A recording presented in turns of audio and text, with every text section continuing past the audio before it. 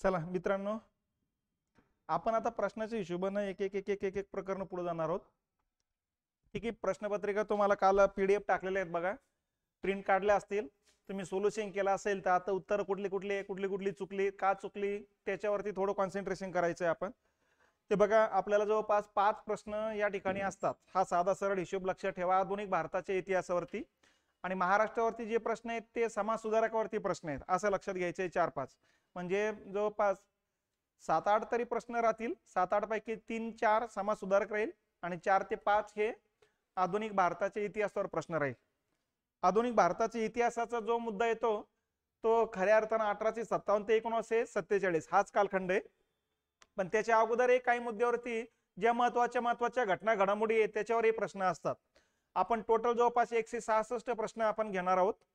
आता या ठिकाणी सध्या PPT फक्त 30 प्रश्न झालेले, त्यामुळे आजच्या लेक्चर मध्ये 30च घेऊ आणि नंतर मग दुपारून आमचा DTP वाला सगळे PPT करून ठेवतील, म्हणजे मग इथून पुढे आपल्याला जास्त वेळ पण घेता येईल. तर आता एक एक एक एक प्रश्न त्या निमित्तानं मागच्या घटना घडामोडीकडे जाण्याचा प्रयत्न करायचा.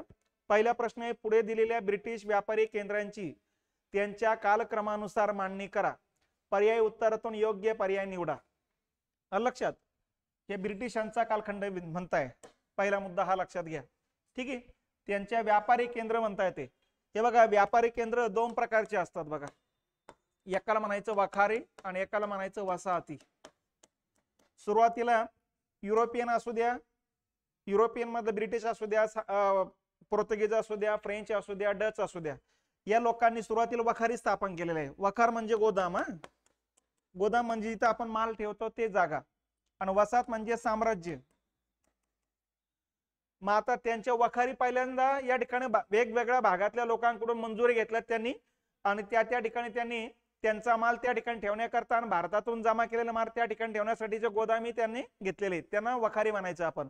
इथे व्यापारी केंद्र म्हटलेले आहेत त्यांनी. मग आता ब्रिटिशांचं विचारलेलं आहे बघा त्यांनी. आता ब्रिटिशांचं या ठिकाणी पहिलं व्यापारी केंद्र होतं सुरत 1 नंबरला, 2 नंबरचं होतं मद्रास, 3 नंबरला होतं बॉम्बे आणि 4 नंबरला होतं कोलकाता. म्हणजे या हिशोबाने उत्तर येईल बघा. ब क ड अ, ब क ड अ. हे बघा, या ठिकाणी याचं उत्तर हे येऊन जात आहे.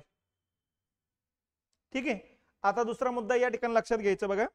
आता या ठिकाणी भारताचा नकाशा आपल्या डोळ्यासमोर आहे. ज्या 4 युरोपियन सत्ता आल्या त्या 4 युरोपियन सत्ताबद्दल लक्षात घ्यायचे आपण. ठीक आहे. हा भारत आहे, हा युरोप खंड आहे बघा.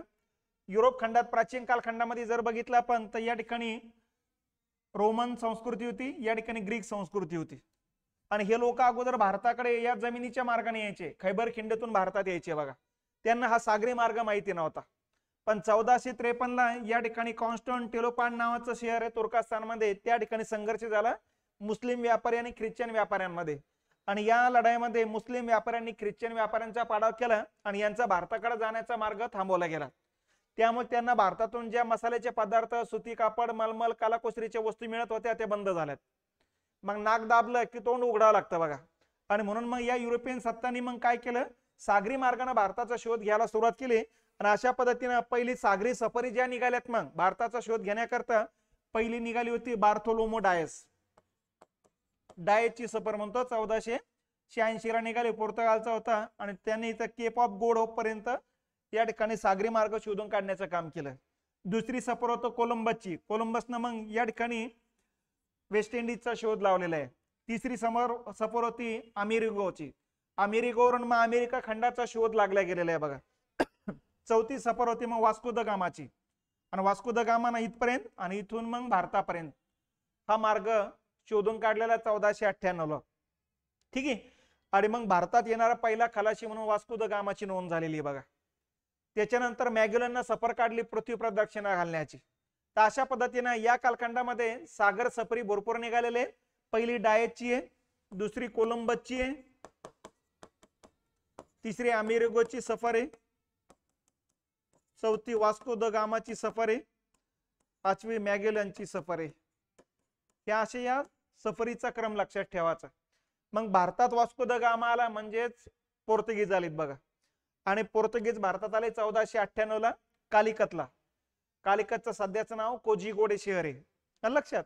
आणि इथूनच मग त्याने कारभाराला सुरुवात केली आणि या राज्याकडून पहिल्यांदा वखारी स्थापन करण्याची परवानगी घेतली आणि ती परवानगी भेटली 1502 ला. आणि 1502 ला मग इथून पुढे त्याने वखारी स्थापन करायला सुरुवात केली. मग आता पोर्तुगीजांनी पहिली वखार कुठं स्थापन केली ते लक्षात घ्या. पहिली वखार स्थापन केली त्यांनी कोचीला. पोर्तुगीजांची पहिली वखार विचारली कोची. दुसरी त्याच्याच बाजूला आहे कन्नानोर. तिसरी येते कालिकत आणि चौथी वखार स्थापन केली तो हुगळी. या पहिल्या 4 पोर्तुगीजांच्या क्रमानं वखारी जर विचारल्या तर कोची, कन्नूर, कालिकत आणि हुगळी या पहिल्या 4 वखारी पोर्तुगीजांच्या होत्या. लक्षात. भारतात येणारे पहिले कोण होते मग? पोर्तुगीज होते. ठीक आहे. भारतात पहिले आलेत पोर्तुगीज. कधी आलेत? 1498 ला आलेत. पहिला व्यक्ती कोण होता भारतात येणारा? त्यांचा वास्को द गामा होता. आणि पहिल्या वखारी या 4 होत्या त्यांच्या. ठीक आहे. नंतर भारतात आलेत बघा डच. डच कधी आले? 1595 ला आलेले आहेत. यांचा पहिला भारतात येणारा जो व्यक्ती होता कार्नेलिस हस्तमान हा होता. आणि यांच्या पहिल्या ज्या 4 वखारी होत्या त्या 4 वखारी लक्षात ठेवायच्या. पहिली यांची वखार होती मच्छलीपट्टणम डचांची. डचांची दुसरी वखार होते पुलिकत. तिसरी वखार होते सुरत आणि चौथी वखार होते बिमलीपट्टणम. तर डचांची या 4 वखारी लक्षात ठेवा. डच आले. डच म्हणजे नेदरलँडच्या निवासी लोकांना म्हणायचं डच किंवा हॉलंड म्हणा. लक्षात. आणि यांची भारतातली पहिली एंट्री येते 1595 ला आणि पहिला त्यांचा व्यक्ती होता कार्नेलिस हस्तमान. ठीक आहे. नंतर भारतात येणारे आहे इंग्रज. मग इंग्रज भारतात आले 1599 ला आणि भारतात येणारा पहिला इंग्रज व्यक्ती होता थॉमस स्टीव्हन्स. ठीक आहे. आणि इंग्रजांच्या पहिल्या 4 वखारी जर बघितल्या तर पहिली वखार येते सुरत, दुसरी वखार येते मद्रास, तिसरी वखार येतं मुंबई आंदन म्हणून आली पोर्तुगीजांकडून. कारण इंग्लंडचा जो काही युवराज होता चार्ल्स द्वितीय याचा विवाह पोर्तुगीज जी युवराजनी होती कॅथरीना हिच्यासोबत लग्न झालं आणि यातून मग त्यांनी मुंबई त्यांना आंदन म्हणून दिलं. अगोदर मुंबई ही पोर्तुगीजांकडे होतं. मग इंग्रजांना आंदन म्हणून मिळालं म्हणून तिसरी वखार मुंबई आहे आणि चौथी येते कोलकाता. तर या इंग्रजांच्या वखारींचा उतरता क्रम. सुरत 1 नंबर, मद्रास 2, मुंबई 3, कोलकाता 4. नंतर भारतात येणारे आहे फ्रेंच. फ्रेंच भारतात आले 1660 ला आणि पहिला व्यक्ती होता फ्रान्सिस कॅरॉन.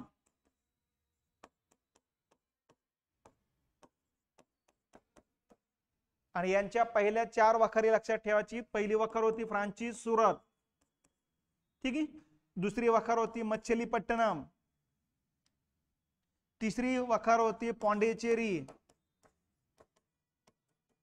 आणि चौथी वखार होती इथं चंद्रनगर. चंद्रनगर पश्चिम बंगालमध्ये आहे. पॉंडिचेरी सध्या तामिळनाडूच्या किनारपट्टीवर येते. मच्छलीपट्टणम आंध्र प्रदेशमध्ये आहे, सुरत गुजरातमध्ये. ठीक आहे. सुरत 1 नंबरला आहे त्यांची, 2 number Machilipatnam, 3 number Pondicherry, 4 number Chandranagar. अशा पद्धतीनं यांच्या वखारीचा क्रम नंबर 1. नंबर 2 यांचा भारतात येण्याचा क्रम. नंबर 3 त्यांचे पहिले भारतात येणाऱ्या व्यक्तींची नावं, वर्ष. ठीक आहे. वर्ष विचारण्याचे चान्सेस तसे कमी असतात पण वर्ष विचारताना घटना पण देतात त्यामुळे तिथं लोड येत नाही बघा. त्यामुळे या ठिकाणी वर्ष लक्षात राहत नसेल तर त्याने लक्षात ठेवण्याच्या भानगडीत पडूच नका. फक्त घटनांवर कॉन्सन्ट्रेशन करा. पहिले पोर्तुगीज आलेत, नंतर डच आलेत, नंतर इंग्रज, नंतर फ्रेंच. यांच्यापैकी एखादं वर्ष लक्षात आलंय की लगेच मागचं पुढचं पण लक्ष देऊन जात आहे. त्यामुळे या ठिकाणी लोड घेण्यासारखी स्थिती नाही.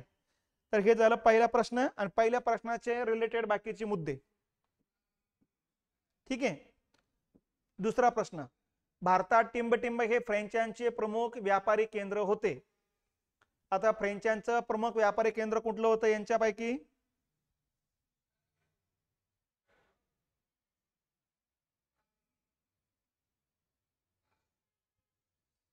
कुठले होते? आता हे दोन्ही पण होते, पण यातला प्रमुख कुठलं होतं तर पॉंडिचेरी होती, कारण राजधानीचे ठिकाण होते. लक्षात. तर फ्रेंचांचं भारतातलं प्रमुख होतं पॉंडिचेरी 1 नंबरला, आणि 2 नंबरला चंद्रनगर होतं त्यांचं. मग आता हे व्यापारी केंद्र आपण आत्ताच बघितलेले, तर त्यांच्या प्रमुख व्यापारी केंद्रामध्ये सुरत 1 नंबरला होतं, 2 नंबरला मच्छलीपट्टणम होतं, 3 नंबरला पॉंडिचेरी होतं आणि 4 नंबरला चंद्रनगर. पण यांच्यातलं प्रमुख कोणतं होतं म्हणतात ते? मग प्रमुख होतं पॉंडिचेरी. नंबर 3, 1757च्या प्लासीच्या लढाईनंतर इंग्रजांनी मीर जाफरला कोणत्या प्रांताचा नवाब बनवले? प्रश्न सोपे काय, फारसा अवघड नाही. कोणत्या प्रांताचं बनवलं? मग बंगालचा नवाब बनवलेले आहे. ठीक आहे. मग आता याच्याबद्दल थोडक्यात लक्षात घ्यायचंय बघा. हे बघा, भारतामध्ये ज्या वेळेस युरोपियन सत्ता आल्या, पोर्तुगीज आले पहिले, डच, इंग्रज आणि फ्रेंच, 4 युरोपियन सत्ता आल्या, त्यावेळेस भारतामध्ये जर बघितलं आपण तर भारतामध्ये इथं मोगलांची राजवट होती, इकडे मुघल होते. लक्षात. इकडे दक्षिण भारतामध्ये इकडे मराठ्यांची राजवट होती, आणि मग बाकीचे मोगलांची जवळपास राजवट भारतभरात होती बघा. आता मोगलांनी पण हैदराबाद, इकडे कर्नाटक, इकडे म्हैसूर, असे वेगवेगळे प्रदेश, इकडे बंगाल, इकडे अवध, ठीक आहे, इकडे रोहिला खंड, इकडे ओरिसा, इकडे राजपुताना, इथं गुजरात, काठियावाड म्हणतो आपण, असे वेगवेगळे प्रांत पाडले होते. प्रत्येक प्रांताचा प्रमुख म्हणून या ठिकाणी सुभेदार नियुक्त केला होता बघा. आणि या ठिकाणी मग या 4 युरोपियन सत्ता भारतात यायच्या, व्यापार करायच्या. लक्षात. त्यांच्या वखारी होत्या, वसाहती नव्हत्या. आणि मग इथं मोगल राजा, जो दिल्लीचा राजा बदलला, की या 4ही वखारी शिष्टमंडळ पाठवायचे सोने नाणे घेऊन, की आपले जे काही व्यापारी संबंध आहे पहिले ते तसे चालू ठेवावेत या हिशोबानं. आणि त्यामुळे साहजिकच आहे, राजा बदलल्यानंतर या ठिकाणी त्यांचे संबंध येऊन जायचे बघा. आणि अशाच पद्धतीनं 1707 पर्यंत या 4 युरोपियन सत्तांची ताकद वाढणार नाही याची काळजी या ठिकाणी औरंगजेब पर्यंत जेवढे मुघल राजे झाले त्या सगळ्यांनी घेतली होती. कारण त्यांना माहिती, यांना या ठिकाणी व्यापारी सवलत दिली म्हणजे सरळ सरळ आपले उद्योग धंदे बंद होऊन जाईल. म्हणून औरंगजेब पर्यंत कोणी यांना व्यापारी सवलती दिलेल्या नाही. त्यांच्या व्यापारावरती 60 ते 70% टॅक्स आकारला होता, जेणेकरून त्यांचा माल भारतामध्ये 60 ते 70% महागडा गेला पाहिजे, जेणेकरून त्यांची आर्थिक ताकद नियंत्रणात राहिली पाहिजे. पण 1707 नंतर या ठिकाणी औरंगजेबच्या मृत्यूनंतर पुढचे जे काही राजे निघालेत मुघलांमधले, हे या ठिकाणी दूरदृष्टीचे राजे नव्हते. मग यामध्ये बहादूर शाह पहिला होता, जहांगीर शाह होता, फरोखशियर होता, ठीक आहे, महम्मद शाह होता, अहमद शाह होता, त्याच्यानंतर आलमगीर द्वितीय होता, शाह आलम द्वितीय होता, अकबर द्वितीय होता आणि बहादूर शाह द्वितीय होता. असे 9 राजे होऊन गेलेले आहेत बघा. यापैकी 1713 ते 1719 कालखंड फरोखशियरचा आहे. आणि या फरोखशियरच्याच कालखंडामध्ये राजा पदावर आल्यानंतर मग डच लोक जाऊन आलेत, नजराणी देऊन आलेत, फ्रेंच लोक जाऊन आलेत, पोर्तुगीज लोक जाऊन आलेत दिल्लीला, आणि शेवटी शिष्टमंडळ गेलं इंग्रजांचं.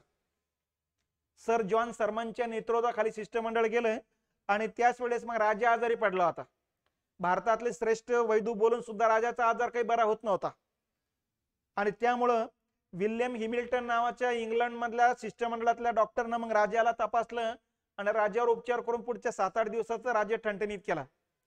आणि त्यामुळं मग ह्या शिष्टमंडळाबद्दल, राजाचा अनुकूल भावना तयार झाली. आणि या शिष्टमंडळाने सांगितलं आमच्यावर टॅक्स भरपूर होतोय, 65 ते 70%, हा कमी करा, 4-5 टक्क्याने कमी करावा अशी त्यांची अपेक्षा होती, जेणेकरून पोर्तुगीज, डच आणि फ्रेंचांच्या तुलनेमध्ये आपला मालाचं जास्त खपत होईल. हा त्या पाठीमागचा उद्देश होता. आणि याचा परिणाम काय झाला? मग फरोखशियरना 100% माफ करण्याची तरतूद करून टाकली. फक्त सांगितलं की बंगाल प्रांतात तुम्ही तुमचा माल आणा, इथं तुम्हाला टॅक्स भरण्याची गरज नाही, फक्त 3000 रुपये प्रोसेसिंग फीस भरून टाका. तर अशा पद्धतीनं 3000 रुपयावरती पूर्ण बंगाल प्रांतामध्ये व्यापार करण्याचा अधिकार फरोखशियरना देऊन टाकला. का देऊन टाकला? या पाठीमाग एक तर राजाला मरणाच्या दारातून बाहेर काढलं होतं, नंबर 1, आणि नंबर 2 याच प्रांतात का दिलं? कारण या प्रांताचा जो काही गव्हर्नर होते, सुभेदार जे होते, ते दिल्लीला महसूल पाठवत नव्हते आणि ते स्वतंत्र वृत्तीने वागत होते. त्यामुळे साहजिकच त्यांच्या पायात पाय गुंतून द्यायचा होता. मग आता बंगालचे सुभेदार कोण कोण होते? बंगालचा पहिला सुभेदार होता मुर्शिद कुली खान. हा 1700 पासून ते जवळपास 1727 पर्यंत पदावर होता. त्याच्यानंतर मग त्याचाच या ठिकाणी जावई आला सुजाउद्दीन. ठीक आहे. आता हे नाव तुम्हाला काही लक्षात घेण्याची गरज नाही. 1727 ते 39 39 ते 40च्या कालखंडात मग त्याचा मुलगा आला, मग म्हणजे मुर्शिद कुली खानचा मुलगा आला सरफराज खान. 40ला मग सरफराज खानचं कत्तल केली त्याच्या सरसेनापतीनं म्हणजे अलीवर्दी खानना. मग 1740 पासून ते 1756 पर्यंत मग अलीवर्दी खान आला. मग अलीवर्दी खानला 3 मुली होता, एकही मुलगा नव्हता. मग राजगादीचा वारस कोण म्हणून त्यांनी लहान्या मुलीचा मुलगा सिराजुद्दौलाला दत्तक घेतलं बघा, वयाच्या 19व्या वर्षी. आणि त्याच्याकडे सत्ता सूत्रे देऊन टाकलेत. आणि याच कालखंडात मग इंग्रजांचं ताकद वाढत चालली होती. मग या ठिकाणी अलीवर्दी खानला सिराजुद्दौलानं सांगितलं की या ठिकाणी इंग्रजांची ताकद वाढणार नाही, याची काळजी घ्या. आणि याची काळजी घेण्यासाठी या ठिकाणी यांची राजवट कमी करा. आणि म्हणून मग इंग्रजांची ताकद कमी करण्याकरता सिराजुद्दौलानं लक्ष द्यायला सुरुवात केली. एका बाजूला सिराजुद्दौला त्याची मावशी घसिटी बेगमचा बंडाचा सामना करावा लागला. दुसऱ्या क्रमांकाची जी मावशी होती तिचा जो मुलगा होता त्याच्या बंडाचा सामना करावा लागला. आणि तिसऱ्या बाजूला इंग्रजांचा सामना करावा लागला. आणि याच कालखंडामध्ये मग सिराजुद्दौलानं या ठिकाणी इंग्रजांच्या विरोधात युद्धासाठी कारण शोधू लागला. मग यातून एक एक एक एक कारण सापडत चालली. पहिलं कारण सापडलं, जे काही फ्री पास देण्यात आलं, जकात माफ करण्यात आले, ही जकात कंपनीची माफ करण्यात आली होती, वैयक्तिक व्यापार करणाऱ्या नोकरदारांची नव्हे. मग वैयक्तिक व्यापार करणाऱ्या नोकरदारांच्या मालावरती टॅक्स बसवला, नंबर 1. नंबर 2, या ठिकाणी इंग्रजांचा जो मुक्त व्यापार करण्याचा जो परवाना आहे तो बंद करून टाकला. नंबर 3, कोलकाता वखारी भोवती माल चोरीला जाऊ नये म्हणून इंग्रजांनी तटबंदी बांधली होती. तटबंदी म्हणजे भिंती उभारल्या होत्या. या भिंती उभारताना राजाची परवानगी घ्यायला पाहिजे, ते राजाची परवानगी घेतली नव्हती. आणि याचा परिणाम काय झाला, सिराजुद्दौलाने मग डायरेक्ट तटबंदीवरती आक्रमण केलं, कोलकाता वखारीवरती, आणि तटबंदी जमीनदोस्त करून टाकली. आणि या ठिकाणी जेवढे इंग्रज स्त्री पुरुष होते 146 लोक, हे लोक सगळे पकडले, एका अंधार कोठडीमध्ये कोंडून टाकले. आणि असं म्हटलं जातं की सकाळपर्यंत ऑक्सिजनच्या अभावी या 146 लोकांपैकी 123 लोक मरण पावले. आणि यातून इंग्रज खवळले. मग आता इंग्रजांनी त्यांच्या ज्या वाखारी होत्या त्या वाखारी भोवती जे काही 100-150 लष्कर होतं ते सगळं कोलकात्याला बोलून घेतलं. तोपर्यंत राजाने हे सगळं नासधूस करून राजधानीत निघून गेला. राजधानी मुर्शिदाबाद, नंतर मुंगेर बनवली. मग आणि रॉबर्ट क्लाइव्हच्या लक्षात आलंय भारतीय राजकारणामध्ये राजकारण भरपूर चालतंय, कोटकारस्थान भरपूर चालतंय. मग रॉबर्ट क्लाइव्हनं मग सिराजुद्दौलाचे प्रमुख अधिकारी फोडलेत. पहिला फोडला मीर जाफर, त्याला नवाब पदाचं ऑफर देण्यात आली. दुसरा फोडला राय दुर्लभ जो खजिनदार होता. तिसरा फोडला माणिकचंद जो या ठिकाणी सल्लागार होता. चौथा फोडला जगत सेठ जो श्रीमंत सावकार होता. आणि 5वा फोडला ओमीचंद जो श्रीमंत व्यापारी होता. सगळ्यांना वेगवेगळ्या आश्वासने देण्यात आलेत बघा. आणि हे फोडल्याची खबर सिराजुद्दौलाला नाही. जसं लक्षात आलं हे सगळं आपल्या बाजूने आलेत, तसं रॉबर्ट क्लाइव्हनं त्यांचे 3200 लष्कर घेऊन यांच्या बाजूने कूच केलं. यांची खबर सिराजुद्दौलाला मिळाली, त्यांनी 50,000 लष्कर घेऊन यांच्या समोर आलेत. आणि या दोन्ही लष्कराची समोरासमोर भेट झाली प्लासीच्या मैदानी भागामध्ये. ठीक आहे. आणि याच ठिकाणी मग कुठलाही संघर्ष न जाता युद्ध संपुष्टात आलं असं काही पुस्तकं सांगतात. काही पुस्तकं म्हणतात समोर थोडी लढाई झाली, काही लोक 2-4 इकडचे तिकडचे मारले गेलेत, खूप मोठं काही युद्ध झालेलं नाही असे काही इतिहासकार म्हणतात. काही जण म्हणतात की या लढाईमध्ये मीर जाफरनं सैनिकांना आदेश देऊन टाकला होता की लढाईत कोणी उतरायचं नाही म्हणून, त्यामुळे राजाच्या आज्ञेपेक्षा मीर जाफरचा आदेश सैनिकांनी पाळला. तर अशा वेगवेगळ्या घटना वेगवेगळ्या पुस्तकात वाचायला भेटतात बघा. आणि काही पुस्तकांना असं पण सांगितलं की समोर लष्कर आल्यानंतर मीर जाफरनं राजाला आदेश दिला किंवा सल्ला दिला की बापा हे 3200 लष्कर आहे, आम्ही हे सगळं लढाई निपटून येतो, तुम्ही तोपर्यंत राजधानीत जाऊन आराम करा. आणि अशा पद्धतीनं या ठिकाणी राजाने 100-150 सैनिक घेऊन राजा राजधानीकडे निघाला. आणि त्याच्यानंतर इकडे संघर्ष व्हायला पाहिजे, संघर्ष न होता रॉबर्ट क्लाइव्ह आणि मीर जाफर समोरासमोर आलेत आणि त्यांनी सैनिकांना खाली बसून दिलं. आणि त्याच वेळेस इंग्रजांनी मीर जाफरला सांगितलं तुला राज्यपद पाहिजे असेल तर राजा राजधानीत जाण्याच्या अगोदर खतम व्हायला पाहिजेत. म्हणून हजारो लष्कर घेऊन मीर जाफरनं त्याचा मुलगा मिरनला राजाच्या पाठीमागं पाठवलं. तोपर्यंत राजाला खबर मिळाली की कट कारस्थान झालंय आणि आपला जीव धोक्यात आहे. म्हणून राजानं राजधानीतून मग फॅमिली घेऊन पाटणाला निघून गेला. आणि अशा पद्धतीने मग राजगादीचा वारस म्हणून मग इंग्रजांनी मीर जाफरला या ठिकाणी बसवलेले आहे बघा. तर अशा पद्धतीनं प्लासीच्या युद्धानंतर मीर जाफर पदावर आलाय. ठीक आहे. आणि मग मीर जाफरनं या ठिकाणी आता इंग्रजांना बक्षीस म्हणून 24 परगणा नावाचा जिल्हा देऊन टाकला इथला. आज हा पश्चिम बंगालचा भाग आहे. आणि नंबर 2 युद्ध खंडणी म्हणून 1,77,00,000 रुपये दिलेत. आता हे काही लक्षात ठेवण्याची गरज नाही तुम्हाला, हे मला सांगावं लागतंय. 1,77,00,000 फक्त रॉबर्ट क्लायने एकदाच घ्यायला पाहिजेत, पण दरवर्षी जावं लागला मीर जाफरकडे आणि सांगू लागला 1,77,00,000 द्या. आणि हा काही कंपनीला देत नव्हता, हा स्वतःसाठी ठेवत होता. आणि अशा पद्धतीने मग पहिल्या वर्षी कसं तरी मीर जाफरने ही रक्कम जमा करून दिली, दुसऱ्या वर्षी कर्ज काढून दिली आणि तिसऱ्या वर्षी सांगितलं आता माझ्याकडेच काही नाही. मग आता इंग्रजांच्या लक्षात आलं हा पैसे देत नसेल याला पदावर ठेवण्यात काही अर्थ नाही, म्हणून त्याचा जावाई जो आहे मीर कासिमला सांगितलं आम्हाला एवढी रक्कम देत असेल तर तुला पद देतो. त्यांनी होकार दिला आणि अशा पद्धतीने मग मीर जाफरला पदावर नाकारलं आणि बंगालच्या नवाबपदी नियुक्त केला मग मीर कासिम. पण मीर कासिम महत्वाकांक्षी असल्यामुळे त्याने लष्कर भरती केली आणि जसं लष्कर भरती केलं तसं इंग्रज त्यांच्या विरोधात गेले. यातून मग मीर कासिम पळून गेला इकडे अवधला.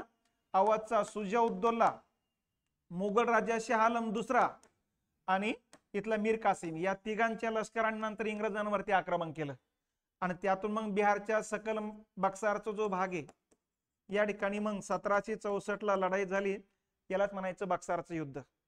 इंग्रज विरुद्ध या ठिकाणी हे 3 राजे आणि या समोरासमोरच्या युद्धामध्ये या ठिकाणी इंग्रजांनी या 3ही राजांचा पाडाव करून टाकला. आणि याच्यानंतर जो तह झाला तो तह आहे अलाहाबादचा तह. मग अलाहाबादचा तह कधी झाला? 1765 ला झालेला आहे बघा. या तहानुसार असं ठरलं सुजाउद्दौला 50 लाखाची खंडणी घेतली बघा इंग्रजांनी. नंबर 1.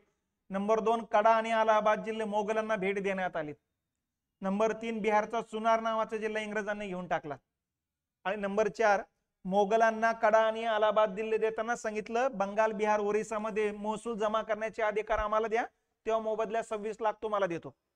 मग हे मोगलांनी लिहून दिले आणि अशा पद्धतीने मग कायदा आणि सुव्यवस्था राखण्याचं काम दिलं मीर जाफरकडे आणि महसूल जमा करण्याचे अधिकार घेतले इंग्रजांनी. यालाच म्हणायचे दुहेरी शासन पद्धत. मग 1765च्या या कायद्यानुसार दुहेरी शासन पद्धत लागू करणारा कोण होता? रॉबर्ट क्लाइव्ह होता. कुठल्या प्रांतात लागू केली? बंगाल बिहार ओरिसामध्ये. असं या ठिकाणी लक्षात घ्यायचंय. आलं लक्षात? मग हे झालं आपलं या प्रश्नाचं उत्तर. मीर जाफरला कोणत्या प्रांताचा नवाब नियुक्त केलं होतं? बंगाल प्रांताचं नियुक्त केलं होतं. ठीक आहे. आता दुहेरी शासन पद्धत कोणत्या कालखंडात होती?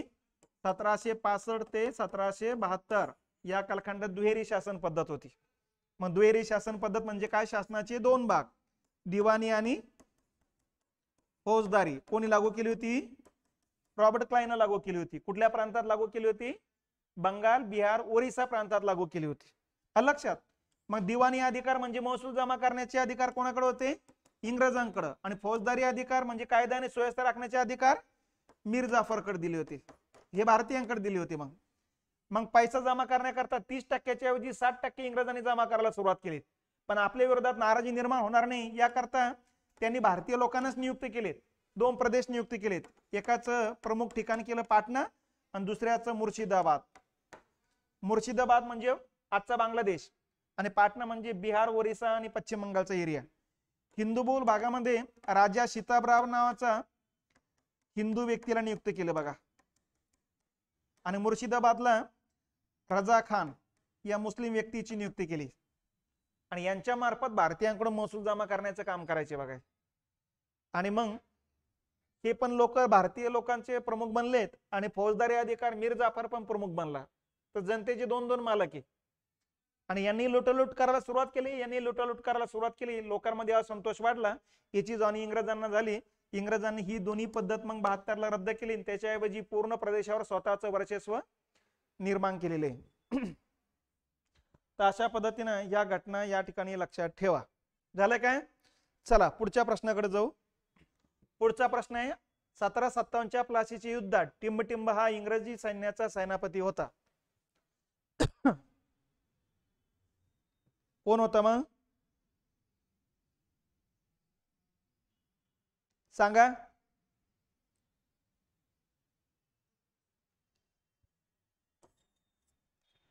रॉबर्ट क्लाइव्ह होता.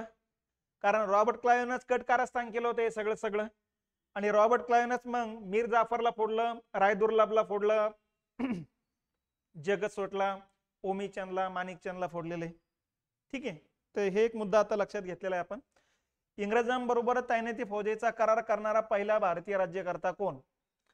आता पहिला मुद्दा हा लक्षात घ्या, तैनाती फौज म्हणजे काय, कुठल्या इंग्रजांनी ही पद्धत आणली आणि मग त्याचे परिणाम काय काय होणार होते हे बघा. लॉर्ड वेलस्ली नावाचा या ठिकाणी गव्हर्नर होऊन गेलेला आहे. याचा कालखंड येतो भारतातला 1798 ते 1805. ठीक आहे. ज्या वेळेस गव्हर्नर म्हणून नियुक्ती करण्यात आली त्याच वेळेस कंपनीनं त्याला सांगितलं होतं की कंपनीचा खर्च प्रचंड वाढलेला आहे, हा खर्च कमी कर. तो भारतात आल्यानंतर त्यांनी बघितलं तर सर्वात जास्त खर्च जो आहे 80-90% लढाईवरती चालू आहे, सैनिकांवरती चालू आहे. आणि मग त्याच्या लक्षात आलंय की खर्च कमी करायचं म्हणजे सैन्य कमी करणे. आणि आपण जर सैन्य कमी केलं तर ज्या ज्या राजे लोकांना आतापर्यंत आपण डिवसण्याचं काम केलं ते लोक आपल्या विरोधात एकत्र येतील आणि आपलं राज्य जाईल आणि आपला व्यापारही बंद होऊन जाईल. मग आता खर्च कमी करण्याचे मार्ग काय, आणि यातून त्याला आयडिया सुचली तैनाती फौजेची. आयडिया सुचली म्हटल्यापेक्षा न्यायमूर्ती रानडेंनी सांगितले मराठ्यांचा इतिहास बघूनच त्याला आयडिया सुचली. कारण मराठी शाहीमध्ये चौथाई आणि सरदेशमुखी होती. या चौथाई आणि सरदेशमुखीतून तयार झाले तैनाती फौज. मग आता या पद्धतीने त्यांनी काय सांगितलं, भारतीय राजे लोकांना एक परिपत्र काढलं आणि सांगितलं तुम्ही तुमच्या फौजा बरखास्त करा आणि तुमच्या संरक्षणासाठी आमची फौज भाड्याने घ्या. आमची फौज तुम्ही घेतली तर फक्त तुम्ही आमच्या फौजेचा खर्च भागवा. नंबर 1. नंबर 2, तुमच्या राजदरबारमध्ये आमचा एक व्यक्तीने राजप्रतिनिधी म्हणून ठेवा, अँबेसेडर म्हणून ठेवा. नंबर 2. नंबर 3, तुम्हाला जर फौजेचा खर्च भागवता येत नसेल तर 1-2 जिल्हे तोडून आम्हाला देऊन टाका, मग तुम्हाला खर्च भागवण्याची पण गरज राहणार नाही. नंबर 3, जसं हैदराबादच्या निजामानं विदर्भ तोडून दिला त्यांना मग आणि सांगितलं आता डबल पैसे मागूच नका. आलं लक्षात. नंबर 4 सांगितलं तुमचं परराष्ट्र धोरण, आमचं जे परराष्ट्र धोरण आहे ते तुमचं राहणार आहे.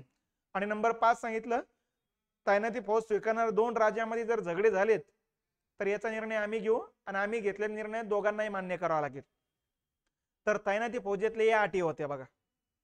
आणि अशा पद्धतीनं भारतीय राजे लोकांना एक परिपत्रक काढलं की तैनाती फौज स्वीकारा. पण सगळ्या राज्य लोकांच्या लक्षात आलं यांची तैनाती फौज स्वीकारणं म्हणजे सरळ सरळ यांचं राज्य आपल्याला घेण्याचा प्रकार आहे. त्यामुळे सुरुवातीला कोणी स्वीकारण्यासाठी समोर येत नव्हतं. मग त्याच वेळेस दुसरं परिपत्रक काढावं लागलं आणि सांगितलं जो कोणी आमची तैनाती फौज स्वीकारेल त्यांना आम्ही आमचे मित्र समजून त्यांचं राज्य टिकून ठेवू आणि जो स्वीकारणार नाही त्यांना शत्रू समजून आम्ही त्यांच्यावर आक्रमण करू. तरी कोणी स्वीकारण्यासाठी येत नव्हतं. आणि यात मग पहिला राजा आला स्वीकारण्यासाठी, हैदराबादचा निजाम. यांनी 1798लाच ही पद्धत स्वीकारली. कारण मराठ्यांची भीती यांना होती. कारण मराठ्यांसोबत हैदराबादच्या निजामाचे जेवढे संघर्ष झाले त्या प्रत्येक संघर्षामध्ये मराठ्यांकडून हैदराबादच्या निजामाचा पाडाव झालेला आहे. आणि आता निजामाला भीती वाटत होती की या ठिकाणी मराठ्यांनी आता पूर्ण हैदराबाद ताब्यात घेण्याच्या तयारीत आहे म्हणून. त्यातून इंग्रजांच्या आपल्याला कायमस्वरूपी सपोर्ट मिळायचा असेल तर तैनाती फौज स्वीकारण्यातच भलाई. म्हणून भारतातला हा पहिला राजा होता 1798ला तैनाती फौज स्वीकारणारा. 1798ला यांच्या व्यतिरिक्त कोणीही तैनाती फौज स्वीकारली नाही बाकीच्यांनी.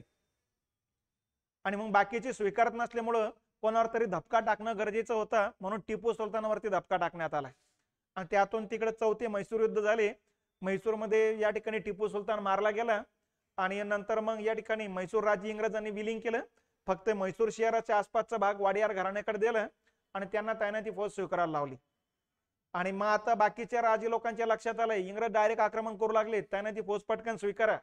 आणि इथून पुढे बाकीच्या मग हळूहळू एक्का दोक्का राजे लोक येऊ लागले तैनाती फौज स्वीकारण्याकरता. आणि 1802ला वसईच्या तहानुसार जसं मराठ्यांनी तैनाती फौज स्वीकारली तसं बाकीच्या राजे लोकांच्या लक्षात आलं की बलाढ्य असलेले मराठे स्वीकारत असेल तर आम्ही तर छोटाले येते.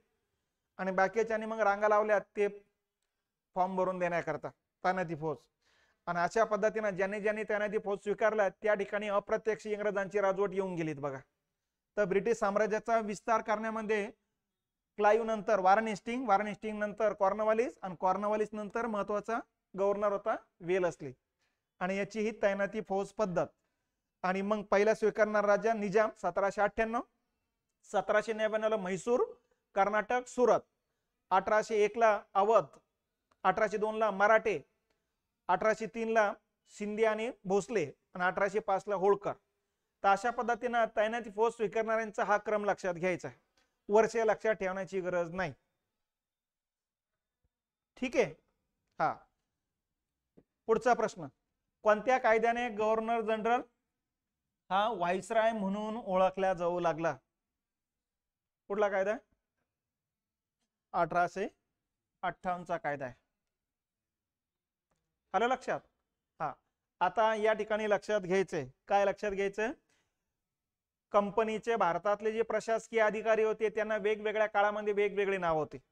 कुठले कुठले नाव होते बघा? सुरुवातीला नाव होते बंगालचे गव्हर्नर.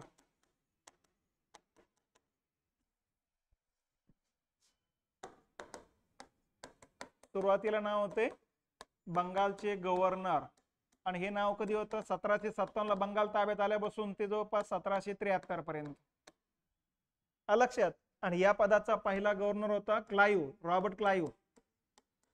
आणि या पदाचा शेवट झाला 73 ला, त्यावेळेस होता वॉरन हेस्टिंग. अरे लक्षात. आणि मग 1773 वर्ष येता येता मग मुंबई प्रदेश ताब्यात आला, मद्रास प्रदेश ताब्यात आला. मग त्याही ठिकाणी एक एक गव्हर्नर नियुक्त केले, मुंबईचा गव्हर्नर, मद्रासचा गव्हर्नर.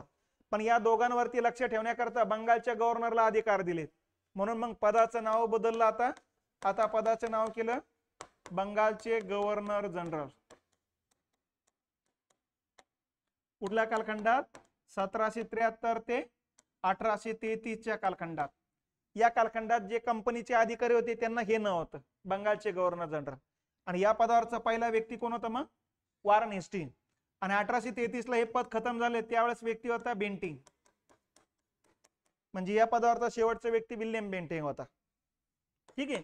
म्हणजे याच कालखंडामध्ये मग तुमच्या लक्षात येईल वेलस्ली याच कालखंडात येऊन गेलेला आहे. म्हणजे वेलस्ली कोण होता? बंगालचा गव्हर्नर जनरल होता. त्याच्यानंतर याच पदाचं नाव झालं मग भारताचे गव्हर्नर जनरल. कुठल्या कालखंडात? 1833 ते 1858. आणि या पदावरचा पहिला व्यक्ती होता मग 33 ते 35 बेंटिंग. आणि शेवटचा व्यक्ती होता लॉर्ड कॅनिंग. डलहौसी नंतर आला होता. 1857-58 ला मग उठाव झाला. आणि या उठावानंतर मग इंग्रजांच्या लक्षात आलं एक कंपनी बद्दल प्रचंड नाराजी आहे. म्हणून 1858 ला ऑगस्ट महिन्यामध्ये कंपनीची राजवट बरखास्त केली. आणि 1 नोव्हेंबर 1858 ला मग ब्रिटनच्या राणीनं जाहीरनामा प्रस्तुत केला. आणि त्या जाहीरनाम्याचे रूपांतर 1858च्या कायद्यामध्ये झालं. आणि या कायद्यानुसार मग कंपनीची राजवट गेली आणि मग ब्रिटिशांची राजवट आली, राणीची राजवट आली. राणीचा भारतातला मग प्रतिनिधी म्हणून व्हाईसराय. व्हाईस म्हणजे उप, रॉय म्हणजे रॉयल घराण्याने राजाच्या उपप्रतिनिधी या अर्थी ते नाव पडलं बघा. आणि मग नाव पडलं भारताचे व्हाईसराय. आणि हे पद सुरुवात होतं मग 1858 ला ते 1947 पर्यंत. मग या पदावरचा पहिला व्यक्ती होता कॅनिंग आणि शेवटचा व्यक्ती होता माउंटबॅटन. हे लक्षात घेतलं पाहिजे आपण. ठीक आहे. आता हे पद होतं 15 ऑगस्ट 47 पर्यंत. 47 ला स्वातंत्र्य मिळालं, राज्य घटना तयार करण्याचं काम चालू होतं. मग तात्पुरती व्यवस्था म्हणून नवीन पद निर्माण करण्यात आलं, ज्याला नाव देण्यात आलं मग स्वतंत्र भारताचे गव्हर्नर जनरल. आणि हे पद होतं मग 1947 ते 25 जानेवारी 1950 पर्यंत. या पदावरचा पहिला व्यक्ती होता माउंटबॅटन आणि शेवटचा होता सी राजगोपालचारी. हा पहिला भारतीय पण आणि शेवटचा भारतीय पण. आलं लक्षात? आणि मग 26 जानेवारी 50 ला भारतीय राज्यघटना अंमलात आली, अस्तित्वात आली. आणि त्यानुसार राष्ट्रपती हा देशाचा सर्वोच्च प्रमुख राहील अशा प्रकारची घोषणा झाली. मग इथून पुढे देशाचा प्रमुख बनला राष्ट्रपती. ठीक आहे. तर वेगवेगळ्या कालखंडामध्ये हे वेगवेगळे प्रशासकीय अधिकारी जे होते, प्रशासकीय अधिकाऱ्याची नावं लक्षात ठेवा, ते कालखंड आणि त्यातला पहिला आणि शेवटचा व्यक्ती कोण कोण आहे ती यादी. ठीक आहे. हा झालं का? आता इथं जो बदल झाला हा रेग्युलेटरी ऍक्ट नुसार झालेला आहे. इथं जो बदल झाला, ठीक आहे, चार्टर ऍक्ट आहे 1833 चा. इथं जो बदल झाला हा ब्रिटनच्या राणीनं जाहीरनाम्यानुसार केलेला कायदा आहे, गव्हर्नमेंट ऑफ इंडिया ऍक्ट म्हणतात त्याला. आणि इथं जो कायदा झाला 47च्या कायद्यानुसार झालेला आहे.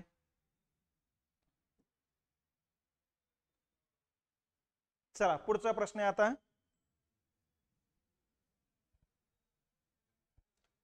भारताचे गव्हर्नर जनरल केव्हापासून व्हाईसराय म्हणून ओळखले जाऊ लागले? हाच प्रश्न आहे.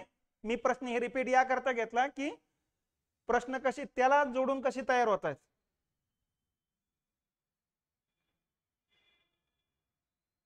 आता उत्तर काय येईल मग 1858 येणार आहे ना. आता प्रश्न काय येऊ शकतो आणखीन 1858 पासून भारताचा जो प्रशासकीय प्रमुख राहायचा त्याला काय नाव देण्यात आले. मग बंगालचे गव्हर्नर जनरल, भारताचे गव्हर्नर जनरल, भारताचे व्हाईसरॉय असे पर्याय टाकतील. त्याला उलट करून ठेवा आणखीन जास्तीत जास्त काय करू शकतात ते. किंवा मग 1858 ला भारताचा पहिला व्हाईसरॉय म्हणून कोणाची नियुक्ती झाली असा प्रश्न राहील. किंवा 1858 ला ज्या राणीनं जाहीरनामा प्रस्तुत केला त्या राणीचं नाव काय होतं, व्हिक्टोरिया होतं. कधी जाहीरनामा प्रस्तुत केला 1 नोव्हेंबर 1858 ला. त्याचं वाचन कोणी केलं, कॅनिंगनं केलं. कुठे केलं, अलाहाबादला केलं. तितक्या जागेतलं मॅटर जेवढं आहे तेवढं लक्षात घ्यायचं. झालं हे. तैनाती फौजेची पद्धत कोणी सुरू केली, परत मुद्दा आला. आता अगोदरचा प्रश्न होता तैनाती फौज स्वीकारणारा पहिला राजा कोण, आपण तिथेच क्लिअर करून टाकलेली आहे. तैनाती फौज मग कोणी सुरू केली, वेलेस्लीनं सुरू केली. याच्याबद्दल आणखीन काय काय येऊ शकतं, कधीची पद्धत आहे 1798 ची. पहिला राजा कोण आहे स्वीकारणारा, निजाम. कधी स्वीकारली, 1798 स्वीकारली. लक्षात. त्याच्या अटी लक्षात ठेवा, अटी विचारतील आखरी. झालंय. चला, अयोग्य जोडी ओळखा. घटना आणि पुढे गव्हर्नर जनरल किंवा व्हाईसरॉय जे असेल ते टाकलेले आहे बघा. काय येईल,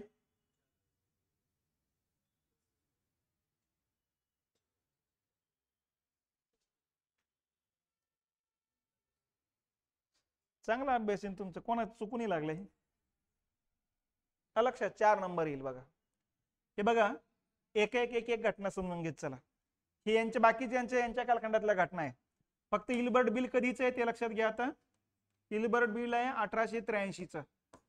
कोणी मांडलं होतं, रिपननं मांडलेलं आहे. कशाबाबतचं बिल होतंय, कायद्यात समानता आणण्याबाबतचं बिल होतंय. आता कायद्यात समानता म्हणजे कायद्यात असमानता कशी होती ते लक्षात घ्या. या कालखंडामध्ये एखादा गुन्हा समजून घ्यायचा इथं औरंगाबादला घडला, लक्षात, आणि तो गुन्हा 2 भारतीयांची झगडे झालेत, तर इथल्या न्यायालयात खटला चालणार. मग इथला न्यायाधीश भारतीय असू द्या किंवा इंग्रज असू द्या त्याच्या समोरच खटला चालणार. पण झगडे झालेत या ठिकाणी इंग्रजांमध्ये, तर तो खटला फक्त इंग्रज न्यायाधीश जिथं आहे तिथंच खटला चालणार आहे. पहिला भेदाभेद हा. दुसरा भेदाभेद काय, भारतीयांना मारला असेल किंवा इंग्रजांना मारला असेल तर फाशी शिक्षा राहणार. पण इंग्रजांनी भारतीयांना मारला असेल तर 7-8 महिने शिक्षा राहणार. त्यांना काही फाशी शिक्षा नव्हती. ही भेदाभेद या ठिकाणी होती बघा. ही भेदभेद दूर करण्याकरता रिपननं मग 83 ला PC इल्बर्ट नावाच्या न्यायाधीशाच्या नेतृत्वाखाली एक कमिटी स्थापन केली. आणि त्या कमिटीनं मग कायद्यात समानता आणण्याचं काम बिल मांडलं बघा. म्हणजे समान गुन्ह्यासाठी समान शिक्षा असेल, भारतीयांना जी शिक्षा असेल तीच इंग्रजांना असेल. नंबर 1, जिथं गुन्हा घडेल त्या ठिकाणच्याच न्यायालयामध्ये तो खटला चालणार, तो इंग्रज न्यायाधीश असू द्या किंवा भारतीय न्यायाधीश असू द्या. या पद्धतीनं या बिलामध्ये समानता आणण्याचं काम या बिलाने केलेलं आहे. या बिलाच्या विरोधामध्ये सगळे इंग्रज लोक एकत्रित आलेत. त्यांनी रिपनला घालून दिलं, बिलही घालून लावलं. याचा इनडायरेक्टली परिणाम भारतीयांवरती झालाय. आणि मग आपल्या लक्षात आलंय की इंग्रजांच्या विरोधामध्ये एक बिल येतात ते एकत्र येत असेल तर आपल्या विरोधात अशी भरपूर बिलही आलेत, मंजूर झालेत. मग या विरोधात आपण एकत्र का येऊ नये, ही भावना भारतीयांना यातून मिळाली. आणि यातून मग पुढे भारतीय एकत्रित आले. त्यातून 1885 ला काँग्रेस नावाची संघटना स्थापन झालेली आहे. मग ठीक आहे. दुसरं आहे खालसा करण्याचं तत्व, म्हणजे संस्थानं बरखास्त करण्याच्या धोरणाला म्हणायचं खालसाकरण. याला 2-3 नाव आहे. संस्थानं बरखास्त करण्याचं पहिलं नाव आहे विलिनीकरणाचं धोरण, दुसरं नाव आहे वेपगत धोरण, लक्षात. तिसरं आहे दत्तक वारसा नामंजूर धोरण, आणि चौथं नाव आहे खालसा, संस्थाने खालसा करण्याचं धोरण. यापैकी कोणत्याही नावानं प्रश्न राहील तो, म्हणजे हेच नाव असं पाठ करून ठेवू नका. संस्थाने खालसा करण्याचं धोरण नंबर 1, दत्तक वारसा नामंजूर धोरण नंबर 2, विलिनीकरणाचं धोरण नंबर 3, आणि वेपगत धोरण number 4. Lapse of doctrine English मध्ये म्हणतात त्याला, मग नंबर 5. ठीक आहे. आता इथं लक्षात घ्या, संस्थानं बरखास्त करण्यासाठी इंग्रजांची नीती काय होती. संस्थानं बरखास्त करण्यासाठी इंग्रजांनी संस्थानिकांचे 3 प्रकार पाडले. एक, मोगलांनी निर्माण केलेले संस्थानं किंवा मोगलांच्या राज्यात निर्माण झालेले संस्थानं, हैदराबाद, अवध, लक्षात, हे मोगलांनी निर्माण केलेले. नंबर 2, मराठ्यांच्या काळात निर्माण झालेले संस्थानिक, होळकर, शिंदे, नागपूरचे भोसले, बडोद्याचे गायकवाड. आणि नंबर 3 इंग्रजांनी निर्माण केलेले संस्थान, जसं म्हैसूर बरखास्त झाल्यानंतर म्हैसूर शहर आसपासचा भाग वाडियारला नियुक्त केलं. कर्नाटक बरखास्त केल्यानंतर कर्नाटक आर्काडचा भाग या ठिकाणी तिथल्या नवाबाकडे देऊन टाकला. लक्षात. तर अशी इंग्रजांनी पण काही संस्थानं मराठी पराभूत झाल्यानंतर मग सातारा आणि कोल्हापूर इंग्रजांनी निर्माण केलेत. तर अशा पद्धतीने संस्थानिकांचे 3 प्रकार पाडलेत. आणि यानुसार मग पहिल्यांदा बेंटिंगच्या कालखंडामध्ये खालसा करण्याचा निर्णय पहिल्यांदा बेंटिंगच्या कालखंडात 1831 ला झाला. पण बेंटिंगने काय केलं, इंग्रजांनी जी संस्थानं निर्माण केली त्या संस्थानिकांना जर राजगादीसाठी वारस नसेल तर ती बरखास्त करण्यात येईल असा फॉर्मॅट राबवला. सगळ्या संस्थानिकांसाठी राबवला का नाही.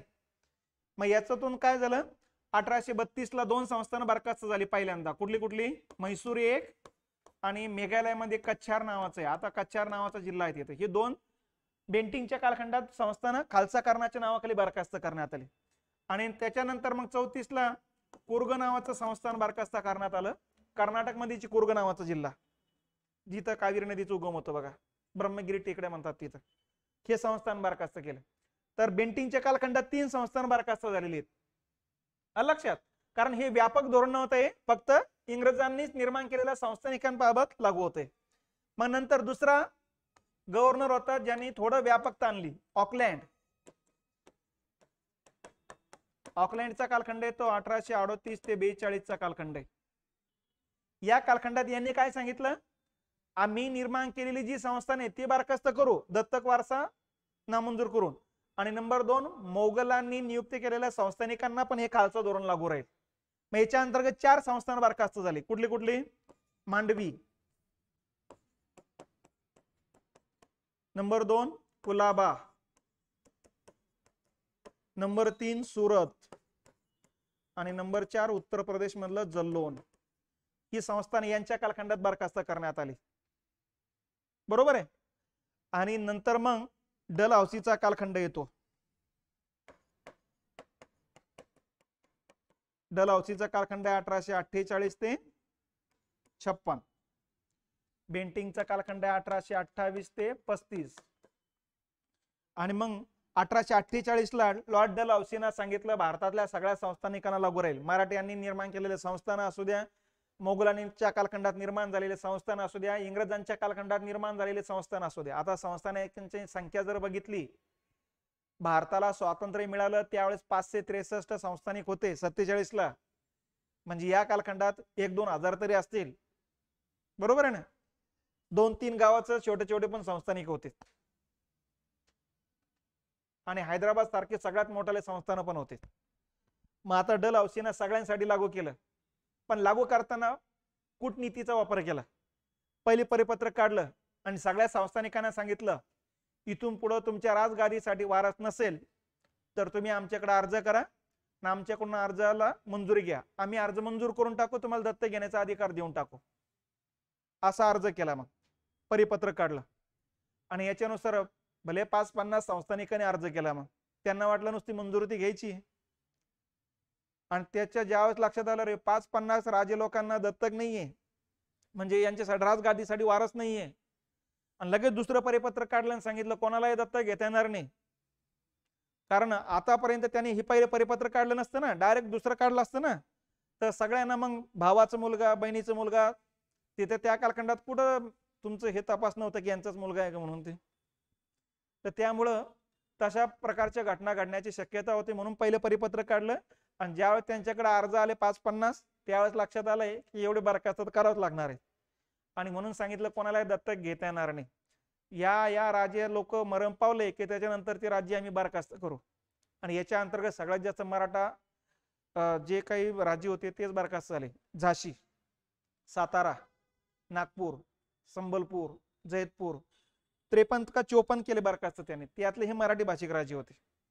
तर अशा पद्धतीनं यांच्या कालखंडात सगळ्यात जास्त संस्थान बरखास्त झाले. आणि याचाच परिणाम काय झाला, मग तिथले त्या राज्याचे समर्थक वर्ग 1857 उठावामध्ये उतरले गेले होते. ठीक आहे. तर या पद्धतीनं या ठिकाणचा हा फॉर्मॅट होता. याला खालचा धोरण म्हणायचं. आता एक वेळेस प्रश्न कसा होता की खालचा धोरणाचं अवलंब लॉर्ड डलहौसीच्या अगोदर कोणी अवलंब केला होता? अगोदर कोणी केला होता? ऑकलँड. नाही नाही, डलहौसीच्या अगोदर प्रश्न तसा होता. म्हणजे पुढे येईल बघा प्रश्न, म्हणजे तुमच्या लक्ष द्यायला लागेल याच्यातलं फरक काय आहे ते. आणि सगळ्यात अगोदर कोणी लागू केलं मग? मग सगळ्यात अगोदर म्हटलं असतं तर मग बेंटिंग. पण डलहौसीच्या अगोदर कोणी लागू केला असा राज्यसेवा मेन्सला प्रश्न होतात. मग उत्तर होतं ऑकलँड. जसा प्रश्न राहील तसं लक्षात ठेवा. पुढचा आहे बंगालची फाळणी. बंगालची फाळणी कधीची आहे? 1905 ची घटना आहे बंगालची फाळणी, लक्षात. आणि फाळणी केली होती लॉर्ड कर्झनना. तर ही घटना बरोबर आहे. आणि काँग्रेसची स्थापना ॲलन हुमना केलेली बघा. इथं काय पाहिजे होतं? ॲलन हुम पाहिजे होतं. किंवा कोणाच्या काळातली घटना आहे? तर हा डफरीनचा कालखंड आहे, लक्षात. कारण गव्हर्नर जनरल टाकलेले त्याने, मग इथं डफरीन पाहिजे होतं, मग बरोबर आलं असतंय. झालं काय? बंगालची फाळणी पुढे व्यवस्थित बघू आपण, इथं काही जास्त बघण्याची गरज नाही, कारण आता हे मुद्दे डबल घेण्याची गरज नाही आपल्याला. आता घेऊ पुढे. चला, खालील दुष्काळ आयोगाची त्यांच्या नियुक्ती वर्षानुसार कालक्रमानुसार रचना करा.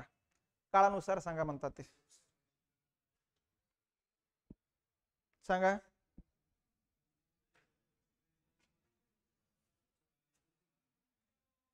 हे बघा, दुष्काळ दरवर्षीच पडतो, पण दरवर्षी काही यांनी आयोग स्थापन केलेले नाही. इंग्रजांनी 6 ते 7 वेळेस स्थापन केलेले आहेत बघा. कुठले कुठले आयोग आहे? सगळ्यात पहिला आयोग जो होता स्मिथ आयोग होता. 1860 ला उत्तर भारतात दुष्काळ पडला होता, त्यावेळेस नियुक्त केला होता. ठीक आहे. दुसरा होता कॅम्बेल आयोग. 1867 ला ओरिसा प्रांत, राजपुताना आणि बुंदेलखंड या 3 प्रांतात दुष्काळ पडला होता, त्यावेळेस नियुक्त केला होता. तिसरा होता स्ट्रॅची आयोग. 1877 ला मुंबई आणि मद्रास प्रांतात दुष्काळ पडला होता, त्यावेळेस नियुक्त केला होता. लॉयल आयोग 1886 ला डफरीनच्या कालखंडामध्ये या ठिकाणी मध्य प्रांतात दुष्काळ पडला होता, त्यावेळेस नियुक्त केला होता. त्याच्यानंतर येतो मॅकडोनाल्ड आयोग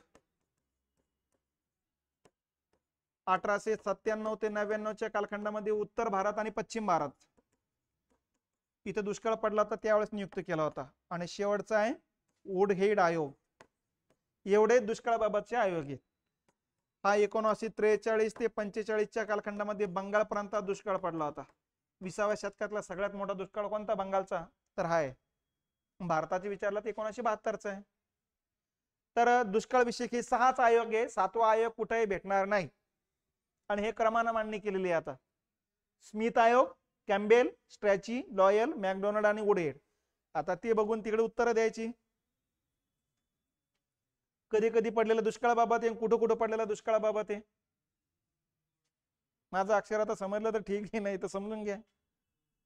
पहिला स्मिथ आयोग 1860 उत्तर भारत. मग कॅम्बेल 1867 ओरिसा प्रांतात, ओरिसा, बुंदेलखंड आणि राजपुताना. माझ्या डोळ्यासमोर ते नकाशे येत चालतात, त्यामुळे ते तुम्हाला वाटतं हे पाठ झालेले आहेत. माझे ते नकाशामुळे पाठ करण्याची गरज नाही मला. स्ट्रॅची आयोग 1877 मुंबई आणि मद्रास प्रांतात दुष्काळ आहे. लॉयल आयोग 1886 मध्य प्रांतात आहे बघा. मॅकडोनाल्ड आयोग जो होता 1897 ते 99 कालखंडात उत्तर भारत आणि पश्चिम भारतामध्ये दुष्काळ पण आला आणि प्लेगची साथ पण आली होती. आणि वुडहेड आयोग 1843 ते 45 बंगालच्या दुष्काळाबाबत होता. आता यानुसार बघा, पहिला कुठला लागेल मग? कॅम्बेल 1 नंबरला, मग स्ट्रॅची 2 नंबरला, मग लॉयल 3 नंबरला आणि मॅकडोनाल्ड 4 नंबरला. हे बघा, यांनी काय केलं बघा, यांनी काय केलं, हे पहिलं घेतलं नाही. त्यांना वाटलं पहिलं मुलं पहिलं पाठ करून ठेवतील, पहिलं शेवटचं पाठ करून ठेवतील, म्हणून त्यांनी याच्या पर्यायामध्ये पहिलं शेवटचं घेतलंच नाही. म्हणजे त्यांचे डोकं पण थोडं बघत चला. थोडं प्रिलिमचा प्रश्न होता. म्हणजे क ड ब अ आहे का पर्याय? ठीक आहे.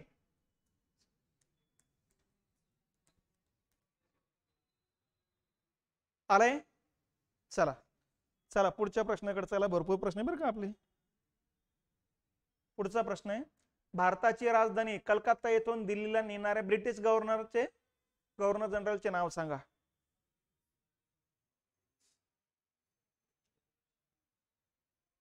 सांगा बरं. पहिला मुद्दा हा आहे की कलकत्त्याहून राजधानी दिल्लीला कधी नेली? 1911ला. आता 1911ला यांच्यापैकी कोण होतं? हार्डिंग्स होता.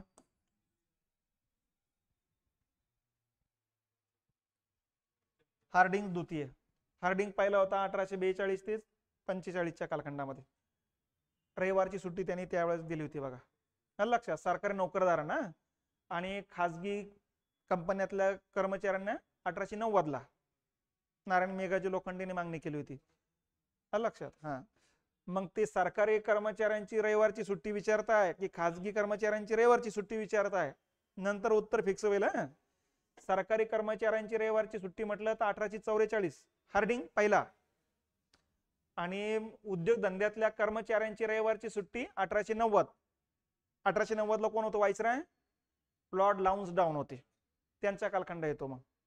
ठीक आहे, आता इथं लक्षात ठेवा. आता कलकत्ता राजधानी कधी बनवली ते पण लक्षात घ्या. हे बघा, 1772ला कोलकात्याला राजधानीचा दर्जा देण्यात आला. लक्षात. आणि 1772 पासून कधीपर्यंत? 1911 पर्यंत भारताची राजधानी कोलकाता होती. किती वर्ष होते असं एक वेळेस विचारलं होतं. किती वर्ष होतं ते? मग 139 वर्ष. काही विचारतात याची, हे त्यामुळे एक जनरल आयडिया तयार करून ठेवायची बघा. लक्षात. आणि 1911 राजधानी कुठून कुणीकडे घेतली? मग कोलकात्यावरून दिल्लीला घेतली. का घेतली? त्याच्या पाठीमाग प्रमुख कारण काय होतं की बघा, 1905ला बंगालची फाळणी केली आणि यातून हिंदू मुस्लिम एकत्रित आले. हिंदू मुस्लिम एकत्रित येणं म्हणजे 1857ची उठावाची आठवण करून देण्याचा प्रकार होता. त्यामुळे इंग्रज घाबरले होते आणि म्हणून मग आंदोलन थांबवण्याकरता पंचम जॉर्जना मग भारताचा दौरा केला आणि दिल्लीवरून त्याने 2 घोषणा केल्या. एक बंगालची फाळणी रद्द करण्याची आणि दुसरी राजधानी कोलकात्यावरून दिल्लीला घेण्याची. एक वेळेस हा पण प्रश्न येऊन गेला की राजधानी परिवर्तनाची घोषणा कोणी केली? मग हा एक पर्याय राहतो खाली, पण पंचम जॉर्जना घोषणा केलेली आहे. कुठून केली? दिल्लीहून केली. मग 2 घोषणा केले, बंगालची फाळणी रद्द करण्याची, राजधानी परिवर्तनाची. राजधानी परिवर्तनाचा काय संबंध आहे? हे बघा, बंगालची फाळणी करतानाच इंग्रजांनी सांगितलं होतं की मुस्लिमांना सांगितलं होतं की बाबा मुस्लिमांच्या संस्कृतीचे संवर्धन करण्यासाठी तुम्हाला वेगळा प्रदेश पाहिजे होता, म्हणून वेगळा प्रदेश दिलेला आहे. म्हणून मुस्लिमांनी बंगालच्या फाळणीला विरोध करू नये. म्हणून मग मुस्लिम लीगची स्थापना झाली आणि मुस्लिम लीगनं सांगितलं की आपल्याला वेगळा प्रदेश हे खूप चांगले केलेले इंग्रजांनी, मग आता रद्द काय केलं? आणि इथंच इंग्रजांच्या लक्षात आलं रद्द केल्यामुळे आता मुस्लिम समाज आपल्या विरोधात जाऊ शकतो. आणि म्हणून त्यांनी मग दुसरी घोषणा केली राजधानी कोलकात्यावरून दिल्लीला घेण्याची. कारण दिल्लीला राजधानी मुस्लिम राजांचे राहिलेले मागच्या 150-200 वर्षामध्ये, आणि परत मुस्लिमांची त्या निमित्तानं नाराजी कमी व्हावी, हा त्या पाठीमागचा उद्देश होता बघा. तर ठीक आहे. आधुनिक भारतात स्थानिक स्वराज्य सरकार म्हणजे स्थानिक स्वराज्य संस्था म्हणायचं टिंबटिंबने सुरू केले. कोणी सुरू केले? रिपन. कधी सुरू केले? 1882. यालाच म्हणायचं सत्तेचे विकेंद्रीकरण. लक्षात. मग सत्तेचे विकेंद्रीकरण करणारा गव्हर्नर कोण? म्हणजे याला पर्याय नाव हे पण आहे. सत्तेचे विकेंद्रीकरण कोण केलं? रिपनने केलं. आणि आर्थिक सत्तेचे विकेंद्रीकरण मेओ 1870. आर्थिक विकेंद्रीकरण म्हटलं की मेओ, आणि राजकीय सत्तेचे विकेंद्रीकरण म्हटलं की रिपन. त्यामुळं तिथे थोडं लक्षात देत चला. हा, वित्तीय किंवा आर्थिक ते मेओच आहे. 1870च आहे ते. झालंय. पुढे घेऊ. हा, पुढचा मुद्दा घ्या. 1848 ते 56 या काळात अनेक संस्थाने कोणी खालसा केली. पण जे खालसा मुद्द्यावरती आणखीन दुसऱ्या अँगलना प्रश्न आहे. आता कोणी केली? मग डलहौसीने केलेली. मग परत मुद्दा, दत्तक वारसा नामंजूर करण्याचं धोरण पहिल्यांदा कोणी राबवलं? William Bentinck. दुसऱ्यांदा आणि तिसऱ्यांदा सर्वात जास्त मग संस्थान बरखास्त झाली. 54 जवळपास संस्थान यांच्या काळात बरखास्त झाली. ऑकलँडच्या कालखंडात 4 बरखास्त झाली आणि बेंटिंगच्या कालखंडात 3 बरखास्त झाले. मग टोटल बघा तर तुम्ही तुमचं किती झाले असेल ते. झालंय. यालाच म्हणायचं व्यपगत धोरण, विलिनीकरणाचं धोरण, संस्थान बरखास्त करण्याचं धोरण, दत्तक वारसा नामंजूर करण्याचं धोरण, लॅप्स ऑफ डॉक्ट्रिन पॉलिसी. चुकीची जोडी ओळखा. कुठले कुठले आता इकडे घटना आहे, पलीकडे गव्हर्नर जनरल आहे, व्हाईसराय आहे सगळे.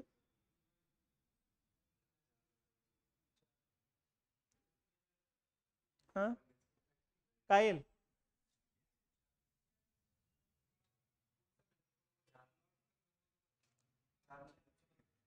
चार नंबर येतं याचं उत्तर. हे चुकीचं आहे. हा फॅक्टरी ऍक्ट कधीचा आहे? 81चा आहे. 81ला यांचा कालखंड कुठला होता? 1876 ते 80. आणि मग रिपनचा कालखंड सुरू होतो 80 पासून ते 84 पर्यंत. म्हणजे कोणाच्या कालखंडातली घटना आहे? मग रिपनच्या कालखंडातली घटना आहे. ठीक आहे. आता इल्बर्ट बिल लक्षात आलं? कधीचं इल्बर्ट बिल? 1883चं आहे. कशाबाबत होतं? कायदे समानता आणण्याकरता होतं. इल्बर्ट हे न्यायाधीश होते, PC इल्बर्ट, आणि यांच्या कालखंडात हे बिल मांडलं होतं. बरोबर आहे. वुडचा खलिता काय आहे? वुडचा खलिता तो 1854ची घटना आहे. चार्ल्स वुड नावाच्या अध्यक्षतेखाली शिक्षणाबाबत कमिटी स्थापन केली होती. आतापर्यंत शिक्षणाबाबतच्या कमिट्या लक्षात ठेवा. मग पहिली कमिटी होती मेकॉले. मेकॉलेच्या अध्यक्षतेखाली पहिला शैक्षणिक आयोग आहे 1835. लक्षात. या आयोगाने काय सांगितलं? शिक्षणाचं माध्यम इंग्रजी असावं, पाश्चात्य धर्तीवर शिक्षण असावं, आणि फक्त उच्चवर्णीयांना शिक्षण असावं, खालच्या वर्णीयांना शिक्षणाची गरज नाही, किंवा वरचा वर्ण खालच्या वर्णाला शिक्षण देईल. शिक्षण पाझरत जाईल म्हणतात त्याला. त्याला पाझरता सिद्धांताची थिअरी म्हणतात. ते हे मेकॉलेने मांडली. त्याच्यानंतर दुसरा आयोग वुड, चार्ल्स वुड. लक्षात. कधी आला होता? 1854. यांनी उच्च शिक्षणावर भर दिला होता. लक्षात. विद्यापीठ स्थापन करण्याची शिफारस केली, आणि याच्यानुसार 1857ला मुंबई, कलकत्ता आणि चेन्नई या 3 ठिकाणी विद्यापीठ स्थापन झालेली आहे. यापैकी सगळ्यात पहिलं विद्यापीठ कोलकात्याचे 12 जानेवारीला स्थापन झालं 1857ला. दुसरं मुंबईचं आहे 18 जुलै 1857ला स्थापन झालंय, आणि तिसरं मद्रासचं आहे 5 सप्टेंबर 1857ला स्थापन झालेले. तर पहिलं आधुनिक भारतातलं विद्यापीठ कुठलं आहे? कोलकाता. आणि भारतातलं पहिलं विद्यापीठ विचारलं तर नालंदा. लक्षात. आणि मग पाकिस्तान तो भारताचा भाग मानला, मग तक्षशिला आहे. अगोदर तक्षशिला आहे, नंतर नालंदा आहे, नंतर विक्रमशिला आहे, आणि नंतर मग आधुनिक कालखंडात मग कोलकाता आहे, मुंबई आणि चेन्नई म्हणजे मद्रास. ठीक आहे. तर यांनी उच्च शिक्षणावर भर दिला, महिला शिक्षणावर भर दिला. त्याच्यानंतर स्वतंत्र शिक्षण विभाग स्थापन करण्याची शिफारस केलेली. पुढचा नंतर मग येतो हंटर कमिटी. कधीची आहे? 82. रिपनचा कालखंड आहे. मग महात्मा फुले, पंडित रमाबाईंनी साक्षी दिलेली. मग यांनी काय केलं? उच्च शिक्षणाऐवजी प्राथमिक शिक्षणावर भर देण्याची शिफारस केली, आणि सगळ्या समाजाला शिक्षण देण्याची शिफारस केली. पाझरता सिद्धांत फेटाळलेला येतं, आणि ग्रंथालय स्थापन करण्याची शिफारस केलेली. त्याच्यानंतर थॉमस रॅली आयोग. कधीचा? 1902. आणि या आयोगावरतीच मग पुढे विद्यापीठ कायदा झाला. या आयोगाच्या शिफारशीच्या आधारावर विद्यापीठ कायदा कधीचा आहे? 1904. कर्जनचा कालखंड आहे. यांनी मग उच्च शिक्षणावर भर देण्याची शिफारशी केल्यात. खासगी महाविद्यालयांवरती सरकार नियंत्रण बसवण्यात आले. MA लेवलवरती स्थानिक भाषेतून शिक्षण देण्याची शिफारशी आहे. लक्षात. संशोधनावर भर देणाऱ्या शिक्षणाची शिफारशी बघा. ठीक आहे. नंतर आला मग सॅडलर आयोग 1917ला. मी इथं आकृतीबंध तयार करायला सुरुवात झाली बघा. 10+3 10वी पर्यंत शालेय शिक्षण, आणि पुढे 3 वर्षाचे उच्च शिक्षण, आणि व्यावसायिक शिक्षणाची शिफारस केली बघा. ठीक आहे. नंतर आला मग हार्टोग आयोग 1929ला. यांनी प्राथमिक शिक्षणाला महत्व दिलं. शिक्षणाची जिम्मेदारी केंद्र सरकारची कडे टाकली त्यांनी, आणि 10वीच्या शिक्षणावर भर देण्याची शिफारस केली. कडक केलं 10वीचं शिक्षण. SSC नाव दिलं मग त्यांनी. मग 10वी पास व्हायचं म्हटलं की लाखो मध्ये 10-12 लोक पास व्हायचे, म्हणून त्यांचे फोटो वगैरे यायचे SSC पास झाला म्हणून. आता SSC ला काही व्हॅल्यू ठेवलं नाही आपण. नंतर आला इंग्रजांच्या कालखंडात सार्जंट आयोग 1944 ला. मग यांनी शिफारस केली होती 6 ते 11 वर्षे वयाच्या मुलांना निशुल्क आणि सक्तीचे प्राथमिक शिक्षण असावे. मग ही शिफारस राज्य घटनेमध्ये टाकताना आपण काय केलं, 6 ते 11च्या ऐवजी 6 ते 14 केली मग कलम 45 मध्ये. आणि तिथून उचलले 2001 ला 86वे घटना दुरुस्तीनुसार आणि कलम 21 मध्ये टाकली. मग आलं लक्षात, ते पुढचा इतिहास मग त्यांचा सार्जंट आयोग. आणि यांनी स्वतंत्र शिक्षण खातं निर्माण करण्याची शिफारस केली होती. तर हे इंग्रजांच्या कालखंडातले आयोग येते. आता स्वातंत्र्य मिळाल्यानंतरचे आयोग पण लक्षात घ्या, कारण त्याच्यावर प्रश्न आहे. स्वातंत्र्यानंतर पहिला आयोग होता राधाकृष्ण, कधीचा आहे 48चा. यांनी सांगितलं होतं प्रशासकीय पदासाठी पदवी आवश्यक असू नये, सामान्य शिक्षण, विशेष शिक्षण आणि व्यावसायिक शिक्षण असे शिक्षणाचे 3 प्रकार असावेत आणि उच्च शिक्षणावर नियंत्रणासाठी UGC ची स्थापना करावी, विद्यापीठ अनुदान आयोग. अशा शिफारशी यांच्या आहे. त्याच्यानंतर मग मुदलियार कमिटी होती बघा, कधीची 1952ची, माध्यमिक शिक्षणाबाबतचा आयोग आहे. त्याच्यानंतर कोठारी आयोग आलेला आहे, कधीचा 64चा. स्वातंत्र्यानंतरचा सर्वात मोठा आयोग हा होता. आता मोदी सरकारच्या काळातला आयोग आला, कस्तुरी रंगन आयोग म्हणतो आपण. कोठारी आयोगाने मग 10+2+3 शिक्षणाचा आकृतीबंध दिला, त्रिभाषा सूत्र स्वीकारला, आंतरराष्ट्रीय भाषा इंग्रजी, राष्ट्रीय भाषा हिंदी आणि स्थानिक भाषा म्हणजे प्रादेशिक भाषा प्रत्येक राज्याच्या आपापल्या. लक्षात.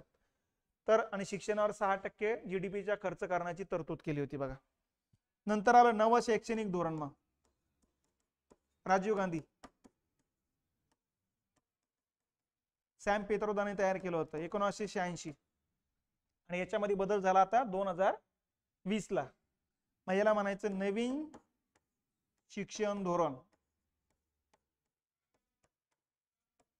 नवीन शिक्षण धोरण कधीच 2020.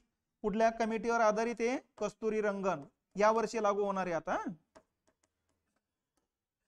कस्तुरी रंगन हे इस्रोचे अध्यक्ष राहिलेले होते. त्यांच्या अध्यक्षतेखाली 2019 ला कमिटी स्थापन केली. त्यांनी 20 ला रिपोर्ट दिला आणि 20 लाच कोरोनाच्याच कालखंडात भारत सरकारने हा रिपोर्ट ऍक्सेप्ट करून लागू करण्याची शिफारस केली. 2029 पर्यंत भारतभरात याच पद्धतीने पहिलीपासून शेवटपर्यंत शिक्षण लागू होणार आहे. ठीक आहे. नवीन धोरणामध्ये काय बदल आहे आता? पहिला बदल हा आहे की जसं 12वी नंतर आर्ट्सला गेलं की आर्ट्सला जावं लागतं पुढं. तुम्हाला आता 13वीला आर्ट्स करू शकता, 14वीला वाटलं कॉमर्स करायचं कॉमर्सला जाऊ शकता, 15वीला वाटलं सायन्स करायचं सायन्सला करू शकता. पहिला बदल. दुसरा बदल काय? आकलनावरती भर देण्याची तरतुदी, म्हणजे पाठांतर पद्धत बंद करण्याची. आकलनावर भर म्हणजे सध्याचे CSAT चे जे पेपर निघतात ना, पॅरेग्राफ आणि खाली प्रश्नाचे उत्तर द्या, तो फॉर्मॅट या ठिकाणी येणार आहे तो. आणि या वर्षी बसून लागू करणार आहे. कस्तुरी रंगन आकृतीबंध म्हणायचं त्याला. झालंय का? आता विद्यापीठ कायदा कुठला आहे मग, कोणाच्या आधारावर येते? रॅली आयोगावरती. कर्जनचा कालखंड आहे, 1904 चा कायदा आहे. आणि भारतीय फॅक्टरी कायदा नॉर्थब्रुक त्यांच्या अध्यक्षतेखाली कमिटी होती, त्यांनी तयार केलेला कायदा होता. लक्षात त्या कमिटीवर. मग फॅक्टरी ऍक्ट 1881 ला एक आहे, 1891 ला एक आहे, 1903 ला एक आहे. लक्षात. 21 ला एक आहे असेच. आणि मग ते फॅक्टरी ऍक्ट नुसार कामगारांच्या संरक्षणावरती भर दिलेला होता. झालंय. पुढचा प्रश्न. वृत्तपत्राच्या स्वातंत्र्यावर गदा आणणारा भारतीय भाषा वृत्तपत्र कायदा म्हणजेच कुठला? व्हर्नाक्युलर प्रेस ऍक्ट असं याचं इंग्लिश मधलं नाव आहे. याच नावाने ओळखला जातो तो. हे मराठीतलं ट्रान्सलेट केलेले शब्द येते. 1878 ला कोणी मंजूर केला? मग 78चा कालखंड कोण होता? लिटन होता. आता हा कायदा कशाच्या बाबतीत होता ते पण लक्षात ठेवा. हे बघा 1876 ते 77च्या कालखंडामध्ये अफगाणिस्तान सोबत युद्ध झालं. या युद्धामध्ये इंग्रजांना सपाटून मार खावा लागला होता. ठीक आहे. 1877 ला दुष्काळ पडलेला, स्ट्रेच आयोग नेमलेला आहे. या दुष्काळामध्ये या ठिकाणी लोक मरण पावत असताना 1877 ला दिल्ली दरबार भरवला होता ब्रिटनच्या राणीला भारताची साम्राज्ञी पदवी देण्याकरता. आणि एका बाजूला मग दुष्काळात लोक मरण पावू लागले आणि एका बाजूला भारतीय लोकांचाच करातला पैसा दिल्ली दरबारावर खर्च चालू आहे, झगमगाटावर खर्च चालू आहे. आणि ह्याच बातम्या भारतीय वर्तमानपत्रातून द्यायला सुरुवात केल्यात. आणि यातून इंग्रजांच्या विरोधात वातावरण तयार झालं, बऱ्याच इंग्रजांच्या हत्या करायला सुरुवात झाल्यात बघा. आणि मग इंग्रजांच्या लक्षात आलंय हे असून असं हे वातावरण पेटवण्याचं काम देशी भाषेतल्या वर्तमानपत्राने केलेले, इंग्रजी भाषेतल्या नाही. म्हणून देशी भाषेवरती, देशी भाषेतल्या वर्तमानपत्रावरती निर्बंध घालण्यासाठी व्हर्नाक्युलर प्रेस ऍक्ट केला 1878 बघा. आणि दुसरा आर्म्स ऍक्ट केला, शस्त्रास्त्र विरोधी कायदा. भारतीयांना शस्त्रास्त्र बाळगता येणार नाही, तो कायदा 78लाच केला लिटनना. पण यातून असंतोष भयंकर वाढला, म्हणून मग लिटनचा कार्यकाळ संपुष्टात आणला 1880ला आणि उदारमतवादी रिपनची नियुक्ती केली बघा. मग रिपननं पहिलं काम काय केलं 1881ला, हा कायदा रद्द करून टाकलेत, व्हर्नाक्युलर प्रेस ऍक्ट. तर कायदा केला 78ला, रद्द केला 81ला. कायदा केला रिपनना, आपला कायदा केला लिटनना, रद्द केला रिपनना.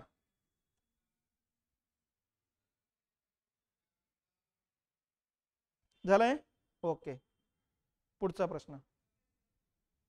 तैनाती फौजेबद्दल झालेल्याचे आपण आता बारीक सारीक अगोदरच घेऊन टाकलेले बघा. काय तर तैनाती फौजे संबंधी खाली दिलेल्या विधानांपैकी कोणते विधान चुकीचे आहे? याला थेरॉटिकल प्रश्न म्हणायचं.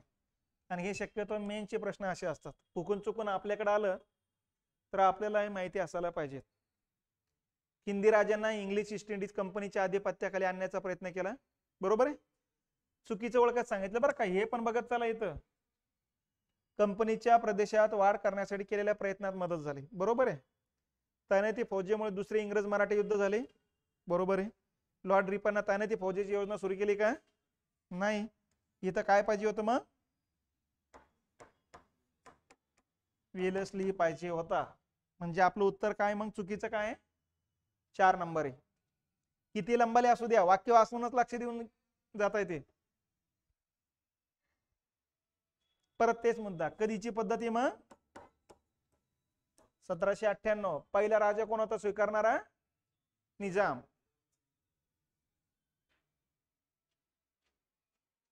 झाले? पुढचा मुद्दा. लॉर्ड डलहौसीने संस्थाने खालसा करताना दत्तक वारसा नामंजूर. आता खालसा धोरण नाव नाही वापरलं इथं, इथं वापरलं आता हे बघा, खालसा करताना दत्तक वारसा नामंजूर हे धोरण स्वीकारले होते. हे धोरण पूर्वी खाली दिलेल्या गव्हर्नर जनरल पैकी कोणत्या गव्हर्नरने स्वीकारले होते? आता इथं दोन्ही पण आहे, आलं लक्षात. पण आयोगाने उत्तर दिलेले ऑकलँड. म्हणजेच मग इथं बारकाईने बघावं लागतं. लॉर्ड डलहौसीच्या अगोदर असं म्हणता येते, म्हणजे हे धोरण पूर्वी कोणी केलं होतं? तर डलहौसीच्या अगोदर कोणी केलं होतं? ऑकलँड. आणि मग पहिल्यांदा कोणी लागू केलं म्हटलं मग? बेंटिंग.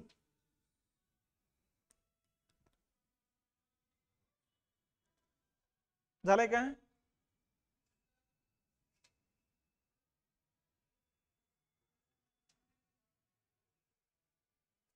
चला पुढे घेऊ. लॉर्ड कर्झनने कोणत्या साली शेतकऱ्यांना कमी व्याजाने कर्ज मिळण्यासाठी सहकारी पतपेढी कायदा केला? सहकारविषयक कायदा. सहकारविषयक कायदा कधीचा आहे? 1904 चा आहे. सहकारविषयक नंतरचा कायदा कधीचा आहे? 1912. नंतरचा 1925. नंतरचा 1948. नंतरचा 1960. एवढे सहकारविषयक कायदे झालेले आहे. लक्षात. हा पहिला सहकारविषयक कायदा फक्त पतसंस्थेबाबत होता. 12च्या याच्यामध्ये काय केलं त्यांनी? सहकार क्षेत्र बाकीच्या क्षेत्राला लागू केलं. मग सहकारी सूतगिरण्या असू द्या, साखर कारखाने असू द्या, ग्राहक संस्था असू द्या, दूध डेअरी असू द्या, सगळीकडे लागू केलं. इथं फक्त काय होतं? पतसंस्थासाठीच होता फक्त, बाकी क्षेत्रात नव्हता. लक्षात. आणि मग पुढच्या कालखंडात मग हे बदल होतात. हे 60चा जो आहे तो महाराष्ट्र करताय स्वतंत्र. झालंय काय? मग सहकार म्हणजे काय? सहकार तत्वावर स्थापन झालेल्या वित्त संस्था म्हणजे काय? गावातल्या 4 लोकांनी आपापल्याकडचे लहान लहान रकमा एकत्रित करायचे आणि ज्याला गरज आहे विहीर खोदण्याकरता वगैरे त्याला पैसा तो कर्ज रूपाने द्यायचा. मग दुसरीकडून कर्जाची अपेक्षा धरू नका. आपल्या गरजा आपण आपल्याच गावातल्या गावात कंप्लीट करणे, त्याला म्हणायचे सहकारविषयक कायदा. 1904 चा आहे, कर्जन केलेलं आहे. सहकार चळवळीला सुरुवात जर्मनीत झालेली आहे. आणि भारतात सहकार चळवळीला सुरुवात कर्जनने केलेली आहे, 1904 ला सुरुवात केलेली आहे. पुढचा आहे, भारतामध्ये दत्तक वारसा नामंजूर हे धोरण टिंबटिंबने स्वीकारले.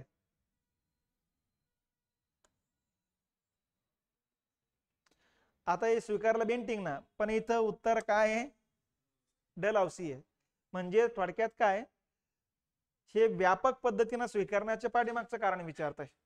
कारण सर्वात जास्त संस्थांनी बरखास्त झाले डलहौसीच्या कालखंडात, त्यामुळे त्यांना अपेक्षित डलहौसीचे. आलं लक्षात, कारण सर्वात जास्त साम्राज्य विस्तार त्यांनी केलेला आहे. म्हणून हा प्रश्न मी याकरता घेतला की तुमचा आणखीन गैरसमज होऊ नये की बाबा हे म्हणून. इथं प्रश्नामध्येच थोडं इंग्लिशमध्ये प्रश्न बघत चला, हे ट्रान्सलेट करताना बऱ्याच थोड्या शब्द गायब केलेले आहेत त्यांनी. कोणत्या कायद्याने मुस्लिमांसाठी विभक्त मतदारसंघ निर्माण करण्यात आले? कुठला आहे? 9चा कायदा. कुठला कायदा आहे? मॉर्ले मिंटो कायदा. आता कायदे आलेले तर कायद्याबद्दल थोडक्यात लक्षात घ्या. काय? नाही, या कायद्यात नव्हतं शिक, पुढचे होते. आता ते सांगतो, हे सगळे कायदे लक्षात घ्या आता तुम्ही. हे बघा, भारतात प्रशासनात वेळोवेळी बदल करण्याकरता इंग्रजांनी वेळोवेळी कायदे केलेले आहेत. कोणते कोणते कायदे केले? आता प्रशासकीय सुधारणा कायदा म्हणतात त्याला. पहिला प्रशासकीय सुधारणा कायदा आहे 1773 ला. काय नाव होतं याचं? Regulating act. वॉरेन हेस्टिंग्सचा कालखंड होता. या कायद्याने काय केलं? आता गव्हर्नर पद रद्द केलं बंगालचे, आणि बंगालचे गव्हर्नर जनरल पद सुरू केले. याच कायद्यानं कोलकात्याला सर्वोच्च न्यायालयाची स्थापना केली.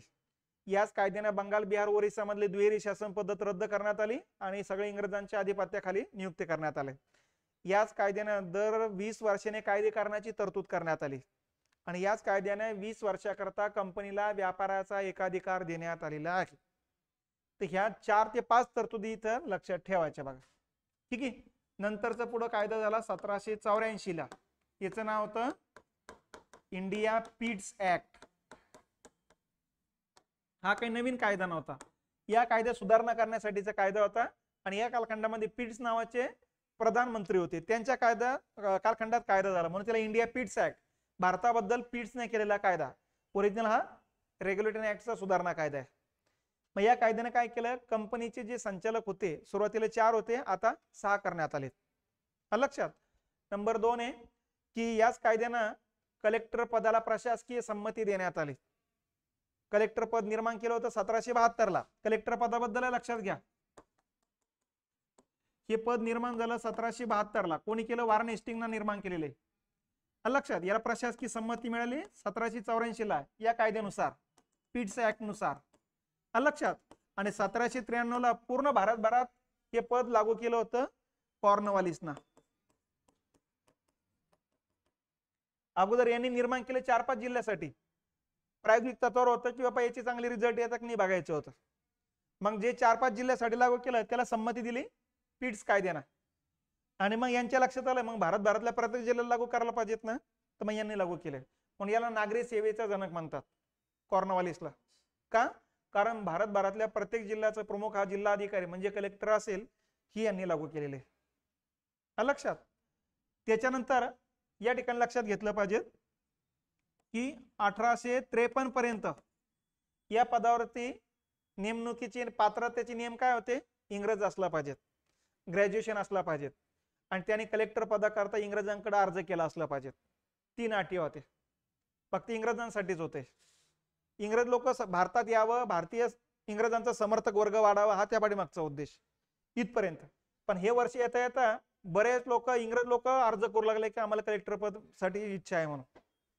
आणि मग जागा झाल्या कमी आणि मुलं झाले जास्त. म्हणून 1853 ला डलहौसीने काय केलं? मग स्पर्धा परीक्षा आयोजित करायला सुरुवात केली बघा. या स्पर्धा परीक्षेला नाव ठेवलं मग ICS. ICS नाव पडलं इथं मग इंडियन सिव्हिल सर्व्हिसेस. पण स्पर्धा परीक्षेला फक्त इंग्रजांनाच बसण्याची परवानगी. मग भारतीयांनी मागणी करायला सुरुवात केली की आम्हाला पण बसण्याची परवानगी द्या. आणि याच्यानुसार मग 1861 चा जो इंडिया पीट्स ऍक्ट झाला, आपलं इंडियन काउन्सिल ऍक्ट झाला, त्या कायद्यानुसार भारतीयांना बसण्याची परवानगी दिली बघा या परीक्षेला, ICS परीक्षेला. भारतीयांना ICS परीक्षेला परवानगी आहे आता. आणि याच्यानुसार मग पहिला भारतीय निवडला गेला 1864 ला. कोण होता पहिला भारतीय ICS अधिकारी? कोण होता? सत्येंद्रनाथ टागोर हा पहिला भारतीय. सुरेंद्रनाथ बॅनर्जी पहिले पास होणार आहे, लेखी परीक्षा पास झालेत, पण मग शेवटचा टप्पा असतो हॉर्स रायडिंग, आपण आजच्या काळात फिजिकल म्हणू आपण. त्यांना ते घोड्यावर चढत बसताच नाही आलंय, त्यामुळे परीक्षा पास होऊन फेल झालेत. आणि सगळ्या परीक्षा पास होऊन पदावर आलेले पहिले कोण असेल? सत्येंद्रनाथ टागोर. मग पहिली महिला ICS कोण? IAS कोण? कारण ICS पुढे नामकरण IAS झालं. मग पहिली महिला कोण आहे?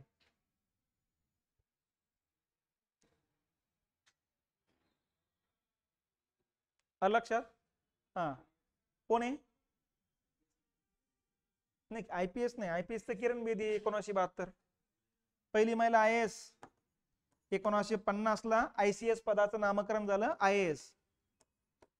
लक्षात? आणि 50 लाच पहिली महिला निवडली गेली अन्ना राजम जॉर्ज. मागच्या वर्षी निधन झालं ना त्यांचं, ते आता मरण पावले. केरळचे होते अन्ना राजम जॉर्ज. या पहिल्या महिला ICS म्हणा IAS म्हणा. ठीक आहे, हे झालं कलेक्टर पदाबद्दल. ओके, तर इथं कलेक्टर पदाला प्रशासकीय संमती देण्यात आलेली आहे. आता पुढचा कायदा कुठला आहे? 1793 चा charter act. Charter act first म्हणा. इथून पुढे लगातार 4 चार्टर ऍक्ट आहे. लक्षात? कारण इथं सांगितले 20 वर्षाने कायदे करायचे, मग 20 वर्षाने हा कायदा झाला. मग या कायद्यानुसार कंपनीचा व्यापाराचा एकाधिकार 20 वर्षांनी वाढवला. प्रत्येक जिल्ह्यासाठी कलेक्टर हे पद असेल तरतूद करण्यात आली. सैन्याचा प्रमुख हा गव्हर्नर जनरल असेल ही तरतूद करण्यात आली. लक्षात? आणि जे काही बोर्ड ऑफ डायरेक्टर होते त्यांचा पगार भारताच्या तिजोरीतून देण्याची तरतूद करण्यात आली. तर या ठिकाणी हे लक्षात घेतलं पाहिजे. हा चार्टर ऍक्ट आहे. पुढं 1813 चा चार्टर ऍक्ट आहे, याला चार्टर ऍक्ट 2 म्हणू. या कायद्यानुसार कंपनीचे एकाधिकार रद्द करण्यात आला, भारत सर्वांसाठी खुला करण्यात आला. लक्षात? पहिली तरतूद आहे. दुसरी तरतूद होती कंपनीला चीनमध्ये व्यापाराचा एकाधिकार दिला होता, भारतातला चहाचा ठेवला होता फक्त. इंग्रजांना ब्रिटिशांना भारतामध्ये ख्रिश्चन धर्माचा धर्मगुरूंना धर्मप्रसाराची परवानगी दिली होती बघा याच कायद्यानुसार. आणि शिक्षणावर दरवर्षी 1 लाख रुपये खर्च करण्याची तरतूद केली होती. बरोबर आहे? या तरतुदी आहेत 13च्या कायद्याच्या. मग 33चा कायदा होतो. 33च्या कायद्याला हेच नाव आहे, फक्त हा 3ऱ्या क्रमांकाचा आहे, चार्टर ऍक्ट. यानुसार बंगालचा गव्हर्नर हा भारताचा गव्हर्नर जनरल बनला आता. लक्षात? सत्तेचे या ठिकाणी विकेंद्रीकरणाचा निर्णय घेतला, म्हणजे भारतीयांना प्रशासनात या ठिकाणी जागा देण्याचा निर्णय घेतलेला आहे याच कायद्यानुसार. याच कायद्यानुसार इंग्रजांना भारतात स्थायिक होण्याचा, जमीन खरेदी करण्याचा अधिकार देण्यात आला. याचा परिणाम काय झाला? मग इंग्रज लोकांनी मोठ्या प्रमाणात जमिनी घेतल्यात आणि इथंच मग मळ्याची शेती करायला सुरुवात केली. इथून माल युरोप खंडात एक्सपोर्ट करायचे बघा. पण त्यांच्या पुढच्या पिढ्या इथंच थांबल्या. मग त्यांच्या मुलामुलींनी इथल्याच मुलामुलींसोबत लग्न करायला सुरुवात केली आणि यातून संक्रमित जमात तयार झाली, ज्याला नाव पडलं अँग्लो इंडियन. मग अँग्लो इंडियन या कायद्याची तरतुदीचा परिणाम येतो. आणि या अँग्लो इंडियन साठी मग स्वतंत्र मतदारसंघाची तरतूद पुढे 1935च्या कायद्यात करण्यात आलेली.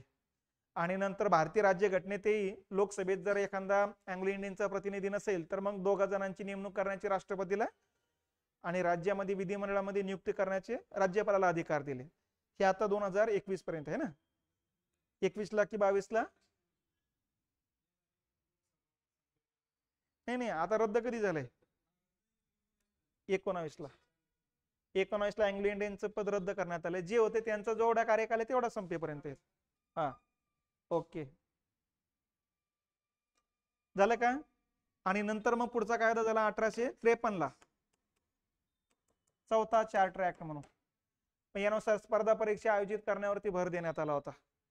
लक्षात? कंपनीचं नियंत्रक म्हणून राहील, कंपनीचे बरेच अधिकार कमी करण्याची तरतूद करण्यात आली होती बघा. त्याच्यानंतर झाला मग 1858 चा कायदा. याला भारत सरकारचा कायदा म्हणतो आपण. राणीच्या जाहीरनाम्यावर आधारित कायदा होता.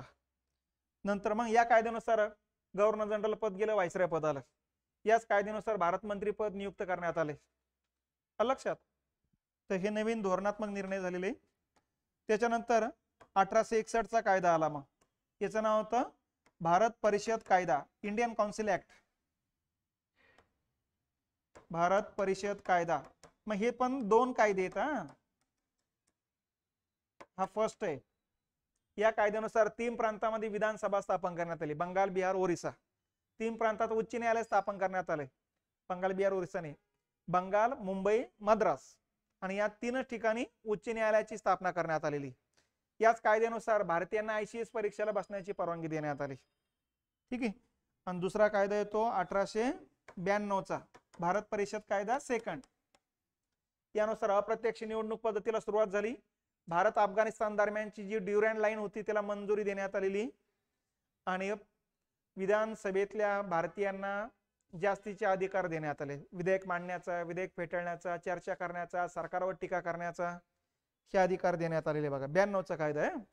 नंतर मग 1909चा कायदा आला. कुठला? Morley Minto. म्हणजे आता याच्याबद्दल जेवढे कायदे येईल तेवढे आपण आताच तरतुदी बघून घेऊन इथंच. मग कोणाचा कालखंड आहे? मिंटोचा कालखंड आहे. या कायद्यानुसार अंशतः निवडणूक पद्धतीला सुरुवात झाली. बघा म्हणजे जे आमदार होते काही नेमणूक पद्धतीने घेतले जाऊ लागले, काही अप्रत्यक्ष निवडणूक पद्धतीनं, काही प्रत्यक्ष निवडणूक पद्धतीनं. याला म्हणायचं अंशतः निवडणूक पद्धत. या कायद्यानुसारच भारत मंडळात 2 भारतीयांचा समावेश करण्यात आला. भारत मंडळ इंग्लंडमध्ये होतं. ब्रिटिश कंपनी बरखास्त झाल्यानंतर भारत मंडळ 7 कंपनीचे संचालक बरखास्त केलेले आहे आणि 8 ब्रिटिश पार्लमेंटचे लोक, असे 15 जणांची बॉडी तयार केली होती 1858ला. आणि त्याचा प्रमुख केला भारत मंत्री. मग भारत मंत्री आणि त्याचं नेतृत्वाखाली भारत मंडळ होतं. ते सगळे इंग्लंड मधलेच लोक होते. 9च्या कायद्यानुसार त्या भारत मंडळामध्ये 15 जणांमध्ये 2 भारतीय नियुक्ती केली. मग पहिले 2 नशीबवान भारतीय होते, इंग्रज समर्थकच. कोण कोण होते? KG गुप्ता आणि सय्यद हुसेन बिलग्रामी. हे 2 जण नियुक्त केले होते. बघा. आणि याच कायद्यानुसार व्हाईसरायच्या कार्यकारिणीत भारताचा प्रमुख होता व्हाईसराय, त्याला मदत करण्याकरता मंत्रिमंडळ राहायचं. त्या मंत्रिमंडळाला अगोदर नाव कार्यकारिणी म्हटलं यायचं. नाहीतरी मंत्रिमंडळ म्हणजे कार्यकारी मंडळाची ना. आणि मग इथं पण सगळे इंग्रज राहायचे. या कायद्यानुसार एक भारतीय घेतला. कुठला होता? SP सिन्हा. लक्षात. तर या कायद्याची अशा तरतुदी लक्षात ठेवायच्या. आणि याच कायद्यानुसार मुस्लिमांना स्वतंत्र मतदारसंघ देण्यात आले. मतदारसंघाचे 3 प्रकार पाडलेत. एक सर्वसाधारण मतदारसंघ, एक जातीय मतदारसंघ आणि एक खास मतदारसंघ. सर्वात साधारण मतदारसंघ सगळ्या जाती धर्मांसाठी होते. जातीय मतदारसंघ फक्त मुस्लिमांसाठी. आणि खास मतदारसंघ होते जमीनदार आणि व्यापाऱ्यांसाठी. खास मतदारसंघातले जे काही आमदार होते ते नेमणूक पद्धतीने घेतले जायचे. जातीय मतदारसंघातले जे आमदार आहे प्रत्यक्ष निवडणूक पद्धतीने घेतले जायचे. आणि सर्वसाधारण मतदारसंघातले आमदार अप्रत्यक्ष निवडणूक पद्धतीने घेतले जायचे. लक्षात. तर UPSCला हे मधल्या याच्या उत्तर मधल्या मुद्द्यावरती प्रश्न असतात. बघा. तर ठीक आहे. नंतरचा कायदा येतो 1919. मॉन्टेग्यू चेम्सफोर्ड म्हणतो आपण त्याला. चेम्सफोर्ड हा व्हाईसराय होता, मॉन्टेग्यू भारत मंत्री होता. इथं मॉर्ले भारत मंत्री, मिंटो हा व्हाईसराय होता.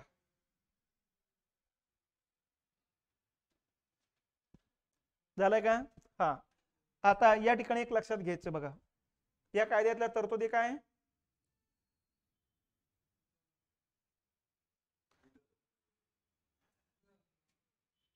पहिलं केंद्रामध्ये 2 सभागृह निर्माण झाले, वरिष्ठ सभागृह आणि कनिष्ठ. दुसरं आहे राज्यामध्ये द्विदल शासन पद्धती लागू करण्यात आली.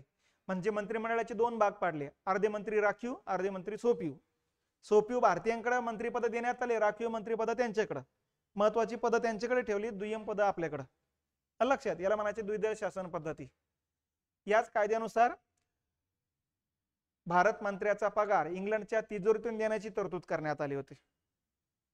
याच कायद्यानुसार दुसऱ्या देशामध्ये आपला राजदूत नेमण्याची तरतूद करण्यात आली. त्याला हाय कमिशनर फॉर इंडिया म्हटलं जायचं. आणि पहिला नियुक्त केला इंग्लंडमध्ये डॉक्टर विल्यम मेयर. हे पहिले राजदूत आहे भारताचे विदेशातले. अगोदर काय म्हटलं जायचं? हाय कमिशनर. राजदूत म्हटलं जायचं नाही, हाय कमिशनर म्हणजे उच्च आयुक्त म्हटलं जायचं. बघा ते 1947 पर्यंत इंग्रजांची राजवट होती आणि इंग्रजांनीच वेगवेगळ्या देशात नियुक्ती केलेले अधिकारी होते. दुसऱ्या देशात नियुक्ती केले म्हणजे कोणत्या देशात? ज्या देशावरती इंग्रजांची राजवट होती तिथंच नियुक्ती केलेली त्यांनी. आणि मग 47 नंतर स्वतंत्र भारतानं काय केलं? ज्या देशामध्ये इंग्रजांची राजवट नव्हती तिथे इंग्रजांनी राजदूत नेमलेले नव्हते, मग त्या ठिकाणी भारताला नियुक्ती करायला सुरुवात केली. आणि अशा पद्धतीने मग इंग्रजांनी नियुक्ती केलेले जेवढे जे देश होते तेवढ्या देशातल्या आपल्या प्रतिनिधींना म्हटलं जायचं हाय कमिशनर फॉर इंडिया किंवा भारताचे उच्चायुक्त. आणि 47 नंतर इंग्रजांची राजवट नसलेल्या देशामध्ये भारत सरकारने नियुक्त करायला सुरुवात केली प्रतिनिधी, त्यांना म्हणायचं अँबेसेडर किंवा राजदूत. म्हणून अँबेसेडर असं नाव आलं की समजून घ्यायचं इंग्रजांची राजवट नव्हती इकडे, तिथं हाय कमिशनर नाव आलं, अरे तिथं इंग्रजांची राजवट होती, असं आपण आपलं सरासरी समजून घ्यायचे. म्हणून बातम्या पण बघताना बघा, भारताचे इंग्लंडमधील उच्चायुक्त, भारताचे अमेरिकेतील राजदूत, भारताचे चायनामधील राजदूत, भारताचे जपानमधील राजदूत, भारताचे ऑस्ट्रेलियातील उच्चायुक्त, भारताचे पाकिस्तानमधील उच्चायुक्त, असं राहतं बघा. उच्चायुक्त म्हटलं की लगेच समजून घ्यायचं इंग्रजांच्याच कालखंडात किंवा राष्ट्रकुलचा सदस्य देश आहे तो. इंग्रजांची राजवट असलेल्या देशांची संघटना म्हणजे राष्ट्रकुल. लक्षात 1926 ला स्थापन झालेली, ज्याच्या 4 वर्षातून एकदा बैठका होतात. तिचे अध्यक्ष नेहमी ब्रिटनची राणी असते.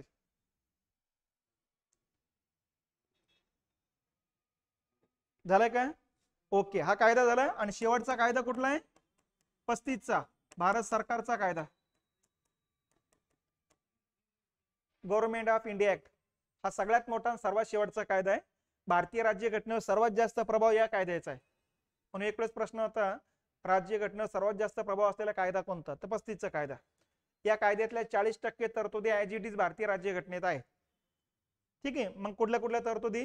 भारत मंडळ बरखास्त करण्याचा, ठीक आहे, त्याच्यानंतर संघराज्य निर्माण करण्याचा, संघराज्याची विषय वाटणी करण्याचा, आरबीआय आणि फेडरल कोर्ट स्थापन करण्याचा, प्रांतातील द्विदल शासन पद्धती रद्द करण्याची तरतूद आहे, केंद्रात द्विदल शासन पद्धती लागू करण्याची तरतूद आहे, आणि 6 प्रांतामध्ये द्विगृही सभागृह निर्माण करण्याची तरतूद आहे. विधानसभेबरोबरच विधान परिषद. कुठले 6 राज्य ते? महाराष्ट्र म्हणायचं नाही, मुंबई, मद्रास, लक्षात, बिहार, उत्तर प्रदेश, बंगाल आणि आसाम. या 6 राज्यामध्ये 2 सभागृह निर्माण करण्याची तरतूद होती. याच कायद्याने अस्पृश्यांना स्वतंत्र मतदारसंघ की राखीव मतदारसंघाची तरतूद आहे. त्याच्या अगोदर जाती निवड आला त्यानुसार स्वतंत्र मतदारसंघ होते. हा, आणि 19च्या कायद्यानुसार शीख, जमीनदार, युरोपियन व्यापारी यांना स्वतंत्र मतदारसंघ आहे.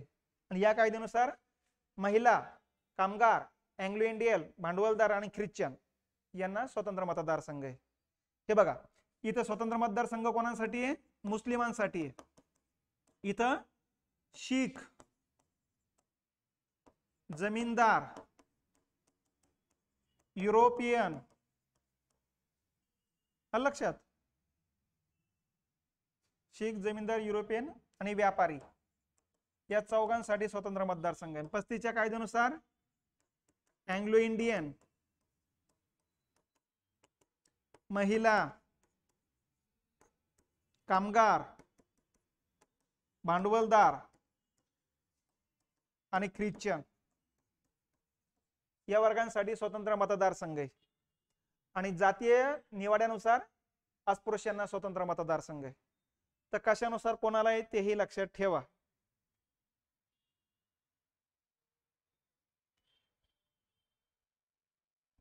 ओके, झाले का? सगळे कायदे झाले. आता कायद्यावर कसे प्रश्न येऊ दे, त्याचं उत्तर जमायला पाहिजेत.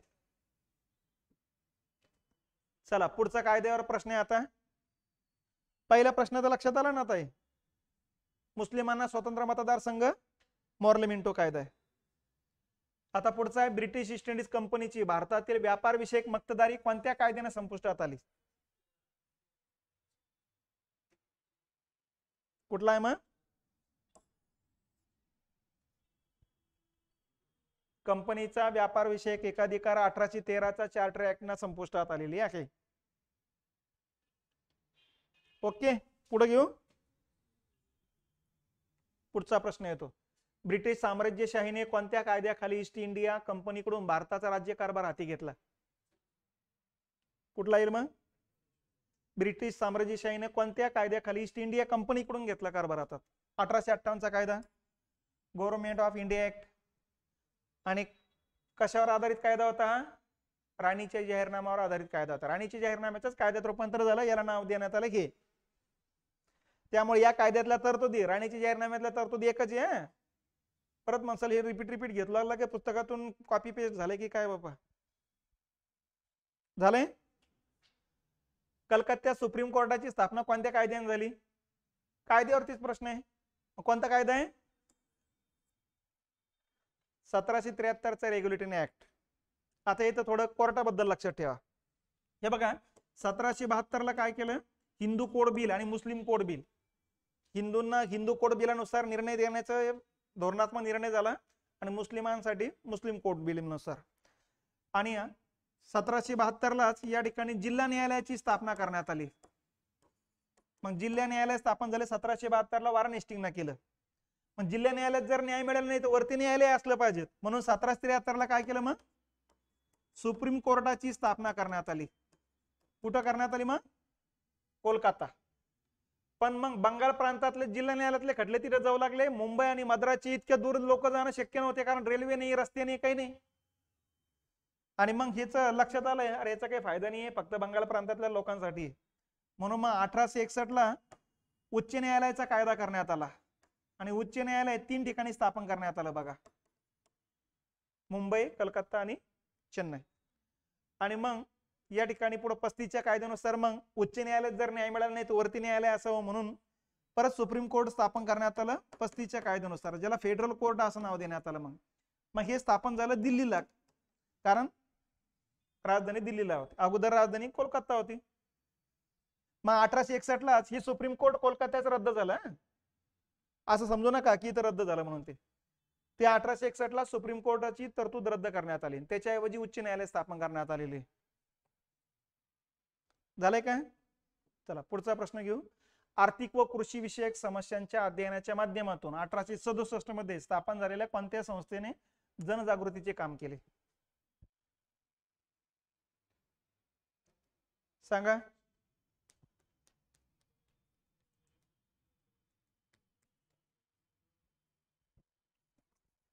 कुठला येईल? हे बघा, इथं मी काय केलं, इथं राऊंड मारला की बघा हे गोष्टी समजायला नाही लागल्या की इथं क्लू शोधायचा प्रयत्न करा. 1867ला कुठली होती बघा. आता बॉम्बे प्रेसिडेन्सी कधीची होती?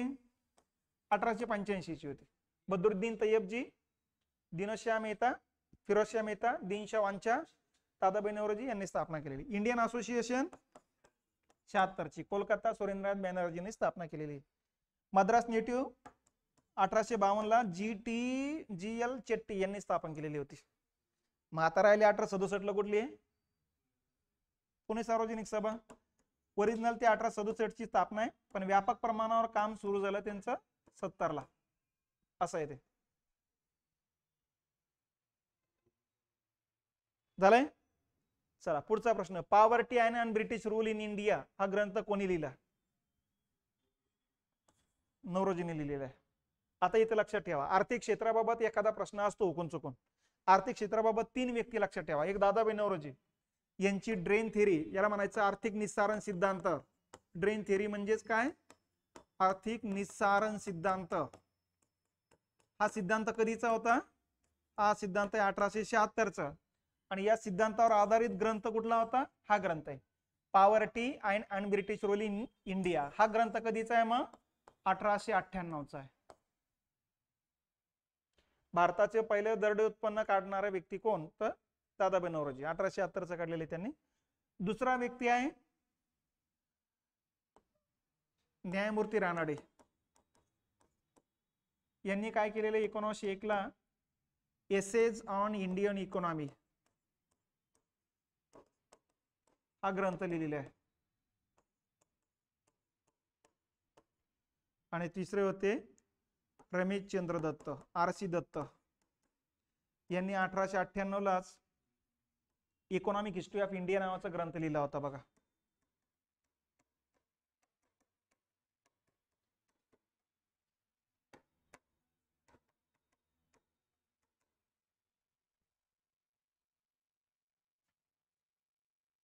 हिंदी अर्थशास्त्रात जनक कोणाला म्हणतात मग? रानडेंना. भारतीय अर्थशास्त्रात जनक म्हणतात त्यांना. ठीक आहे. आणि हे तिघांचे हे 3 ग्रंथ लक्षात ठेवा.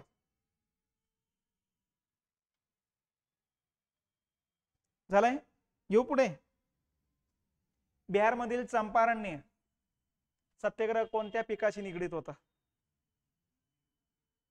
कुठाशी होतं? नीळ. आलं लक्षात? आता हे लक्षात ठेवा. आता नीळ पिकाचा जो सत्याग्रह आहे हा बिहारचा पार्ट आहे, ओरिसाचा, बंगालचा पार्ट, सुपीक मैदानी प्रदेश आहे, गंगा नदीच्या गाळाचा भाग आहे. इथं 1801च्या कालखंडात काय झालं होतं, 1801च्या कालखंडापासून निळेचे पिकाला सुरुवात झाली आणि 1833चा कायदा झाला. इंग्रजांना भारतात जमीन खरेदी करण्याचा आणि स्थायिक होण्याचा अधिकार दिला होता. याच्यानुसार मग बऱ्याच इंग्रज लोकांनी या पट्ट्यात जमिनी खरेदी केल्यात. काही लोकांनी काय केलं, जमीन खरेदी न करता, जमीन कशासाठी करायची? नगदी पीक घेण्याकरता. पण नगदी पीक चहा, कॉफी, नीळ, मसाले, मिरच्या ही सगळे घ्यायची. ते कापूस, ऊस ही नगदी पिकं होते, रोख पिकं म्हणतात त्याला, कॅश क्रॉप. आणि हे पिकं तिकडे नेऊन दुप्पट किमतीला विकायचे. मग काही लोकांनी डोकं काय लावलं, विदेशी लोकांनी, की तुमच्या जमिनी ना, मग तुमच्यासोबत एक कॉन्ट्रॅक्ट केला. काय? तुमची जेवढी जमीन आहे त्यातली 3/20 जमीन जी आहे त्या 3/20 जमिनीवरती तुम्ही आम्ही जी सांगतो ती पीक घ्यायचं आणि ते पीक 100% आम्ही खरेदी करून घेणार आहोत. तुम्हाला मार्केटमध्ये जाण्याची गरज नाही.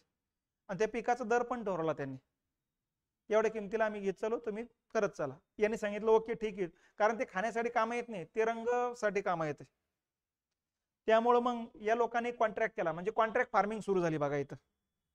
आणि मग पुढं 1890च्या कालखंडामध्ये कृत्रिम रंग आलेत मग जर्मनीमध्ये, आणि त्यामुळे कपड्यांसाठी कृत्रिम रंगाचा वापर होऊ लागला. आता त्या निळ्याला पिकाला कोणी व्हॅल्यू नाही देऊ लागले. मग हे लोक जे कॉन्ट्रॅक्ट फार्मिंग करणार आहेत ते शेतकऱ्याकडे आलेच नाही, कारण त्यांना माहिती या पिकाची गरजच नाही. मग शेतकऱ्यांनी काय केलं, आता निळ पीक घेण्याच्या ऐवजी मग बाकीचे पिकं घ्यायला सुरुवात केली. कपास असू द्या, ऊस असू द्या, किंवा गहू असू द्या, तांदूळ असू द्या, ते घ्यायला सुरुवात केली. आणि मग नंतर आलेत ते आणि सांगू लागले, हे बघा आपला कॉन्ट्रॅक्ट झाला होता, एवढ्या जमिनीवर हे घ्यायला पाहिजे, तुम्ही हे दुसरे पीक घेऊ लागले, बरं घ्या, पण त्यातला अर्धी रक्कम आम्हाला द्या. शेतकरी गरीब होते, बिचाराने द्यायला सुरुवात केली. मग हे नंतर राजकुमार शुक्ला नावाच्या व्यक्तीने महात्मा गांधींच्या लक्षात आणून दिलंय ही चुकीच चालू आहे म्हणून. मग महात्मा गांधींनी तो कॉन्ट्रॅक्ट फार्मिंगचा कॉन्ट्रॅक्ट बघितला आणि नंतर लक्षात आलं हे चुकीचं आहे. मग महात्मा गांधींनी या ठिकाणी मग पहिला सत्याग्रह 1917ला या ठिकाणी केला. इंग्रजांनी अगोदर विरोध केला. महात्मा गांधींनी सांगितलं मला अटक करा, माझ्यावर खटला दाखल करा, मी माझी बाजू मांडतो. आणि त्या ठिकाणी मग एक कमिटी स्थापन केली. त्या कमिटी समोर महात्मा गांधींनी सगळं म्हणणं मांडलं आणि मग शेवटी कॉन्ट्रॅक्ट फार्मिंग मधून शेतकऱ्यांना मुक्तता देण्यात आली. पण मग महात्मा गांधींनी दुसरी तक्रार केली. काय? आतापर्यंत यांनी जो काही टॅक्स घेतला तो परत करा, मागच्या 10-12 वर्षामध्ये. मग आता ते लोक म्हणले आता कुठं पैसा खर्च होऊन गेला. मग शेवटी त्यांनी सांगितलं बापा तेवढा देता येत नसेल तर निदान अर्धा महिना परत करा. मग 25% द्यावा लागला यांना. तर अशा प्रकारचं महात्मा गांधींचं हे पहिला सत्याग्रह होता नीळ पिकासाठी. चंपारण्य भागात झालेला, चंपारण्य नावाचा जिल्हा बिहारमध्ये.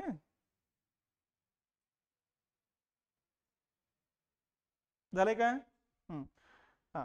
आता नील दर्पण तुम्ही जे सांगताय राजो, नील दर्पण इथले नाहीये. 1858ला नीळ कामगारांनी उठाव केला होता इथं, लक्षात. त्याच्यावरती आधारित नील दर्पण नावाची मग नाटक आहेत. ते नाटक दीनबंधू मित्र यांनी लिहिलेलं आहे बघा, ते 1860ला. आणि त्याच्यावरती नील दर्पण नावाचं पिक्चर मग देव आनंद यांनी पण काढलेलं आहे पुढच्या कालखंडात. झालंय का? ओके. चला 2-3 प्रश्न बाकी शेवटचे, तेवढं उरकून टाकू आपण एकदा. 19व्या शतकामध्ये भारतीय इतिहासाची पहिल्यांदा आर्थिक दृष्टिकोनातून मांडणी कोणी केली? PSI प्रिलिमचा प्रश्न आहे. हे बघा इथं लक्षात आलं पाहिजे. पहिले कोण आहे? आता तुम्हाला सांगितलं ना 3 जण लक्षात ठेवायचे.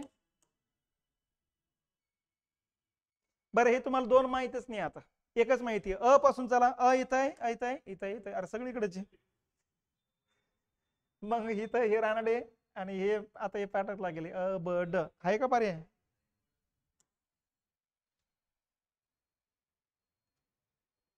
ओके ठीक आहे.